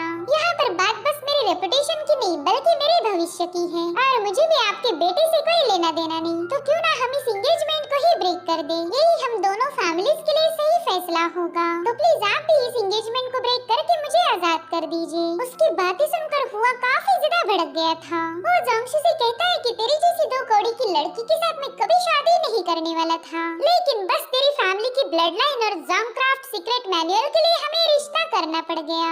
और यहाँ पर हुआ ने गुस्से में आकर अपना असली मकसद ही उगल दिया था, जिसके चलते वुटांग ने अपने बेटे के सीधे एक कान के नीचे बजा दी। वो कहता है कि तू एक नंबर का बेवकूफ है जो ऐसी बेवजह की बातें कर रहा। लेकिन अब जोंगशु को सब कुछ समझ आ चुका था। वो कहने लगी कि मुझे शक ही था कि आपको मेरी फैमिली की ब्लड लाइन और एंसेस्ट्रल जोंगक्राफ्ट सीक्रेट मैनुअल की जरूरत है, और इसी वजह से आपने मुझे अपने घर में रखा। वेल इस मैनुअल का जिक्र सुनते ही सभी लोग काफी ज्यादा हैरान थे, क्योंकि जोंग फैमिली का एंसेस्टर मैनुअल काफी ज्यादा स्पेशल था। लोग कहते हैं कि वो फैमिली तो बहुत बड़ी गद्दार निकली, बस एक सीक्रेट मैनुअल के लिए उन्होंने एक लड़की की जिंदगी को खराब कर दिया। साथ ही अब जिन फैमिली के हेड भी वुटांग से पूछने लगे कि बताओ क्या ये लड़की जो बोल रही है वो सच है। तो वुटांग तुरंत ही सफाइयाँ देते हुए कहने लगा कि ये लड़की सरासर झूठ बोल रही। मैं जानता हूँ कि वो मैनुअल काफी ज्यादा स्पेशल है, लेकिन उसे हासिल करने के लिए भला मैं अपने बेटे का इस्तेमाल क्यों करूँगा। हालांकि वुटांग की बातों पर अब किसी को भरोसा नहीं रहा। यूहान कह रही थी कि पहले तो तुमने उसकी शादी हुआ के साथ फिक्स की, लेकिन जब तुम्हें मैनुअल नहीं मिला तब तुमने जांगशु से बदला लेने के लिए उसे अपने छोटे बेटे के साथ फंसा दिया। अब यहाँ पर वो फैमिली का पर्दा पूरी तरह से फाश हो चुका था, इसलिए हुआ जबरदस्ती जांगशु को अपने साथ ले जाने लगा। वहीं पर शिमो उस पर पंच अटैक हिट करने की कोशिश करता है, लेकिन तभी वुटांग ने बीच में आकर उसके पंच को रोक लिया। वो कह रहा था मेरे प्यारे भतीजे, अब वो फैमिली के मैटर में इंटरफेयर करने की जरूरत मत दिखाना। साथ ही साथ वो शिमो पर अपना जबरदस्त प्रेशर रिलीज करने लगा, जिससे शिमो बुरी तरह से घायल होता है। जो देखते साथ ही यूहान शिमो को बचाने के लिए बीच में चली गई, लेकिन वुटांग ने उस पर भी हमला कर दिया था। वो कह रहा था कि जिन फैमिली के बच्चों में तो जरा भी मैनर्स नहीं, उन्हें इतना भी समझ नहीं आता कि बड़ों के सामने कैसे पेश आना चाहिए। मगर उसी वक्त लेडी जिन की वहाँ पर एंट्री हो गई। उसने आते साथ ही पहला हुआ पर हमला कर दिया। साथ ही साथ वुटांग को भी अपने एक ही पाम अटैक में काफी पीछे पुश कर देती है। सभी लोग लेडी जिन को वहाँ पर देखकर काफी ज्यादा हैरान थे। वो वुटांग से कहती है कि आप एक पोस्ट हेवन रन के वॉरियर हो, मगर फिर भी आपने एक कमजोर बच्चे पर अटैक किया। आपको तो अपने इस वाहियात बर्ताव पर शर्म आनी चाहिए। साथ ही साथ उन्होंने अपनी एनर्जी का इस्तेमाल करते हुए शिव की इंजरी को भी हील कर दिया। यूहान अपने मदर से कहने लगी कि आपने यहाँ आने में इतनी देर क्यों लगा दी, जिस पर लेडी जेन बता रही थी कि मुकाबले के आखिरी शो में ही ज्यादा मजा आता है। मैं तो बस फाइट देखने आई थी, लेकिन यहाँ पर तो कुछ और ही तमाशा चल रहा। जिस पर जिन फैमिली के हेड कहने लगे कि मुकाबला अभी भी खत्म नहीं हुआ, मुझे पूरा यकीन है कि इस कॉन्टेस्ट को दोबारा से शुरू किया जाएगा, तो क्यों ना तुम मेरे साथ चलकर मुकाबले को एंजॉय करो। तभी लेडी जेन वुटांग को धमकी देने लगी कि दोबारा से कभी मेरे बच्चों पर अटैक मत करना, वरना तुम्हारा ऐसा हशर होगा कि तुम किसी को मुंह दिखाने के लायक भी नहीं बचोगे। यहाँ पर शिमो भी अपनी मदर का शुक्रिया अदा करने लगा, क्योंकि उनके यहाँ आने की वजह से ये सारा मसला हल हो गया था। यहाँ पर लेडी जेन वुटांग से कहने लगी कि भले मैं आपकी फैमिली में इंटरफेयर नहीं करना चाहती, लेकिन मैं भी एक औरत हूँ, इसलिए मैं एक लड़की पर अत्याचार होता हुआ नहीं देख सकती। मैंने सुना है कि आप जांगशु को वापस ले जाने के बाद उसे पनिश करने वाले हो, जबकि एंगेजमेंट को ब्रेक करने वाले आप थे। आपने इस लड़की को धोखा दिया, इसलिए मुझे नहीं लगता कि जांगशु कोई पनिशमेंट डिजर्व करती है। इतना ही नहीं, आपने जांगशु के साथ साथ मेरे बेटे की भी रेपुटेशन खराब कर दी, इसीलिए अब दोबारा से ऐसी कोई हरकत मत करना जिससे हमारी जिन फैमिली की बदनामी हो। साथ ही साथ उन्होंने जांगशु से भी सवाल पूछा कि क्या तुम अभी भी वो फैमिली के पास जाना चाहती हो, लेकिन उस बंदी ने इसके लिए मना कर दिया। जो सुनते साथ ही लेडी जेन सबको बताने लगी कि हमारी फिंचिंग सिटी में कोई जबरदस्ती का रिश्ता नहीं होता, तो मैंने फैसला लिया है कि जांगशु और वो फैमिली का अब कोई कनेक्शन नहीं। यहाँ पर वैसे तो वुटांग को लेडी जेन पर काफी ज्यादा गुस्सा आ रहा था, लेकिन वो जिन फैमिली की मेंबर होने की वजह से वुटांग को शांत रहना पड़ा। वो कह रहा था कि लेडी जेन आप काफी ज्यादा स्मार्ट हो, आपने बड़ी आसानी के साथ इस मसले को हल कर दिया, इसलिए मैं भी आपके खिलाफ नहीं जाऊंगा। लेकिन असल बात तो ये है कि ये बंदा दिल ही दिल में लेडी जेन को कोस रहा था, और ये आगे चलकर जरूर से उनसे बदला लेगा। यहाँ पर जांगशु भी खुश होकर लेडी जेन का शुक्रिया अदा करने लगी, जिसके बाद इस सभी लोग मुकाबला देखने के लिए तैयार हो गए। इधर एल्डर फिंचन कांग हाई से पूछने लगे कि बताओ अब हम पिछले मुकाबले को कैसे रेटिंग दें। शिमो और टियानहो का मुकाबला तो बीच में ही इंटरप्ट हो गया, तो पता नहीं हम विनर का खिताब किसे देंगे। इसलिए अब कांग हाई सीधा अरेना में जंप लगा चुकी। वो ऑडियंस को बताने लगी कि इस कॉन्टेस्ट के कुछ रूल्स हैं। मुकाबले के दरमियान कोई भी डायस छोड़कर बाहर नहीं जा सकता, तो जिसने भी पहला डायस छोड़ी उसे लूजर डिक्लेयर किया जाएगा। तो इसी वजह से मैं इस मुकाबले का विनर वांग टियानहो को घोषित करता हूँ, क्योंकि शिमो तो डायस छोड़कर चला गया था और उतने में टियानहो भी अरेना में पहुँच गया। वो कांग हाई से कहता है कि मुझे नहीं लगता कि मैं उस मुकाबले का असली विनर था। दरअसल यहाँ पर जो भी शोर शराबा हुआ था उसी की वजह से शिमो को अरेना छोड़कर जाना पड़ा। इसी वजह से मैं ये नहीं बोलूंगा कि शिमो ये मुकाबला हार चुका। सो मैं आपके सामने एक रीमैच की रिक्वेस्ट करूंगा। ये सुनकर तो ऑडियंस टियानहो पर काफी ज्यादा खुश हो गई। वो कहते हैं कि ये बंदा तो राइचस पाथ का एक सच्चा फॉलोअर है। इसे विनर घोषित करने के बावजूद भी इसने टाइटल लेने से मना कर दिया। वहीं पर दूसरे एल्डर्स भी टियानहो की इस रिक्वेस्ट को एक्सेप्ट कर लेते हैं, जिसके चलते अब शिमो भी दोबारा से अरेना में पहुंच चुका था। यहाँ पर वो टियानहो का शुक्रिया अदा कर रहा था, तो टियानहो कहता है मेरे भाई भले ही हम दोनों दोबारा से मैच कर रहे हैं, लेकिन ये मुकाबला तो मैं ही जीतने वाला हूँ। और फिर उसने फटाफट से अपने स्पीयर को स्पिन करते हुए सीधे उस शिमू की तरफ हमला करने के लिए रवाना हो गया। साथ ही साथ शिमू भी अपनी सनमून ब्लेड का इस्तेमाल करते हुए टियानहाओ के अटैक को काउंटर करने लगा। वेल यहाँ पर शिमू ने बड़ी स्टाइल के साथ बेंड होते हुए टियानहाओ के अटैक को डच कर दिया और फिर वो भी टियानहाओ पर एक जोरदार स्लैश अटैक रिलीज कर देता है, जिसे टियानहाओ ने अपने स्पीयर से रोक लिया और फिर इन दोनों की मुसलसल स्ट्राइक्स की शुरुआत हो गई। ये दोनों बड़ी तेजी के साथ एक दूसरे पर हमले किए जा रहे थे, जो देखकर ऑडियंस को भी मजा आने लगा। इनफैक्ट इनका ये वाला मुकाबला पहले मुकाबले से भी काफी ज्यादा भयानक था। इस बार इन दोनों ने अपनी अल्टीमेट पावर का इस्तेमाल किया था। इधर एल्डर फिंगचान भी कांग ऐसे कहने लगा कि तुम तो काफी ज्यादा लकी हो जो तुम्हें शिमू जैसा डिसाइपल मिल गया। जिस पर कांग उसके मजे लेते हुए कहने लगे कि मेरे भाई पिछले जन्म में मैंने काफी अच्छे काम किए थे, तो ब्लेसिंग के तौर पर मुझे शिमू मिल गया। तुम्हारे पास अभी भी वक्त है, अपने कर्मों को जरा सुधार लो। हो सकता है कि तुम्हें भी शिमू जैसा ही कोई पावरफुल डिसाइपल मिल जाए। इधर अरीना में टियानहाओ शिमू की ताकत से काफी ज्यादा इम्प्रेस था। उसने फटाफट से अपनी ब्लेजिंग एनर्जी को गैदर करते हुए शिमू पर कई सारे स्पीयर से अटैक कर दिए। तो यहाँ पर शिमू ने भी अपने 6 फॉर्म्स को क्रिएट कर लिया, जो कि वहाँ पर एक पावरफुल शील्ड को फॉर्म कर लेते हैं, जिसके चलते टियानहाओ का एक भी अटैक शिमू पर हिट नहीं हो पाया। मगर आखिर के कुछ स्पीयर ने शिमू की शील्ड को ब्रेक कर दिया, जिसके चलते वो काफी पीछे पुश हो चुका था। सभी लोग ये देखकर काफी ज्यादा हैरान हो गए, क्योंकि उन्हें उम्मीद थी कि टियानहाओ इस बार जीत जाएगा, लेकिन ऐसा बिल्कुल नहीं हो पाया। यहाँ पर जुआन ने नोटिस किया कि उसके फादर शिमू की इस मुकाबले को देखकर काफी ज्यादा इम्प्रेस हैं। इनफैक्ट वो शिमू के लिए खुश थे। वो कहते हैं कि काश मेरे बेटे जुआन के पास भी शिमू जैसा लड़ने का जज्बा होता। शिमू की जीतनी तो नहीं, लेकिन उससे आधी भी हिम्मत इसके पास होती तो ये जरूर से कोई न कोई कारनामा कर दिखाता। अपने फादर के मुंह से ये सारी बातें सुनकर जुआन को पिछली बातें याद आने लगी। दरअसल जिनवेई हमेशा ही अपने बेटे को डांटते थे, क्योंकि जुआन ने ची स्पिरिट पिल लेने के बावजूद भी वो अपनी ची सेंस को कॉम्प्रहेंड नहीं कर पाया।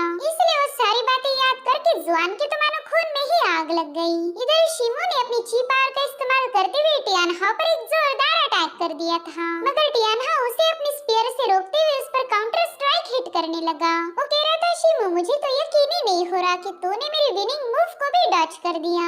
जिस पर शिमू कह रहा था मेरे भाई मुझे हराना इतना भी आसान नहीं। अगर वाकई तुम मुझे हराना चाहते हो तो अपनी किसी पावरफुल मूव का इस्तेमाल करो।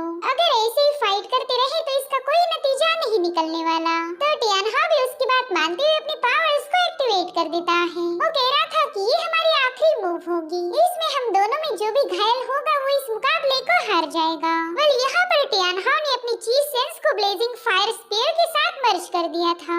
ये सब देखकर ही टियानहाओ के मास्टर तो काफी ज्यादा हैरान थे। वो कह रहे थे कि कुछ दिनों पहले टियानहाओ इस मूव का बिल्कुल भी यूज नहीं कर पा रहा था, लेकिन शायद उसने कड़ी मेहनत की है। वहीं पर टियानहाओ की भयानक एनर्जी को देखते साथ ही शिमू समझ गया कि टियानहाओ की पावर अब पहले से 10 गुना ज्यादा बढ़ चुकी है।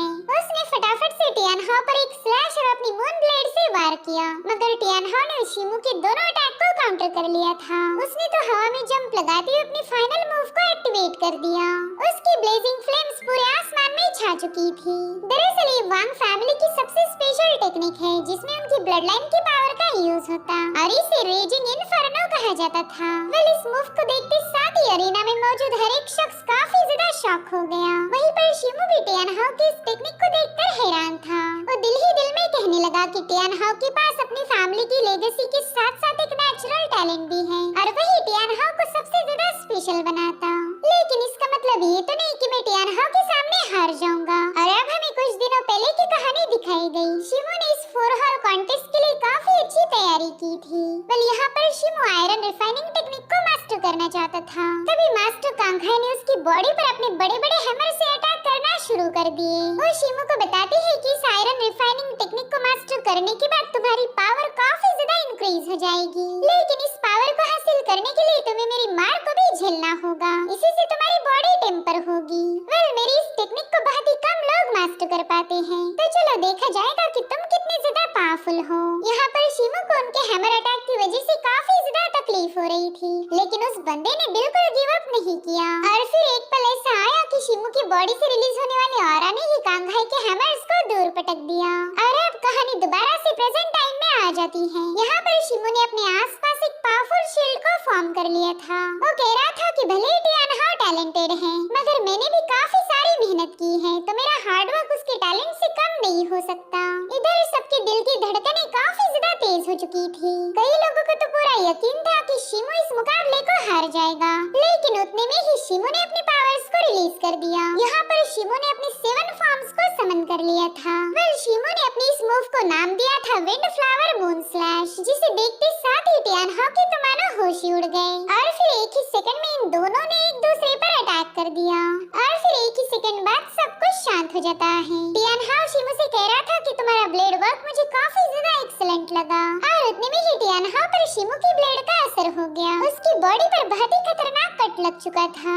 उतने में ही टियान हाउ के मास्टर जू ने वहां आकर उसके मेरिडियंस को सील कर दिया और टियान हाउ की तारीफें करते हुए कहने लगे कि तुमने आज काफी अच्छा परफॉर्मेंस दिया। तुम वांग फैमिली के मेंबर हो, तुम जीतोगे भी शान के साथ और हारोगे भी शान के साथ। वहीं पर शिमो भी काफी ज्यादा पैनिक होकर टियान हाउ के पास पहुंच गया। उसे डर था कि कहीं उसके अटैक की वजह से टियान हाउ बुरी तरह से घायल न हो गया। तभी एल्डर जू शिमो से कहते कि तुम्हें घबराने की कोई जरूरत नहीं, मैंने टियान हाउ के मेरिडियंस को ऑलरेडी सील कर दिया है। बहुत ही जल्द उसकी इंजरी भी ठीक हो जाएगी। वहीं पर टियान हाउ भी शिमो के साथ हाथ मिलाते हुए कहने लगा कि आज के मुकाबले में काफी ज्यादा मजा आया। शिमो भी खुश था कि टियान हाउ ने उसके खिलाफ कोई भी ग्रज नहीं रखा, बल्कि वो दोनों तो अब काफी अच्छे दोस्त बन चुके थे।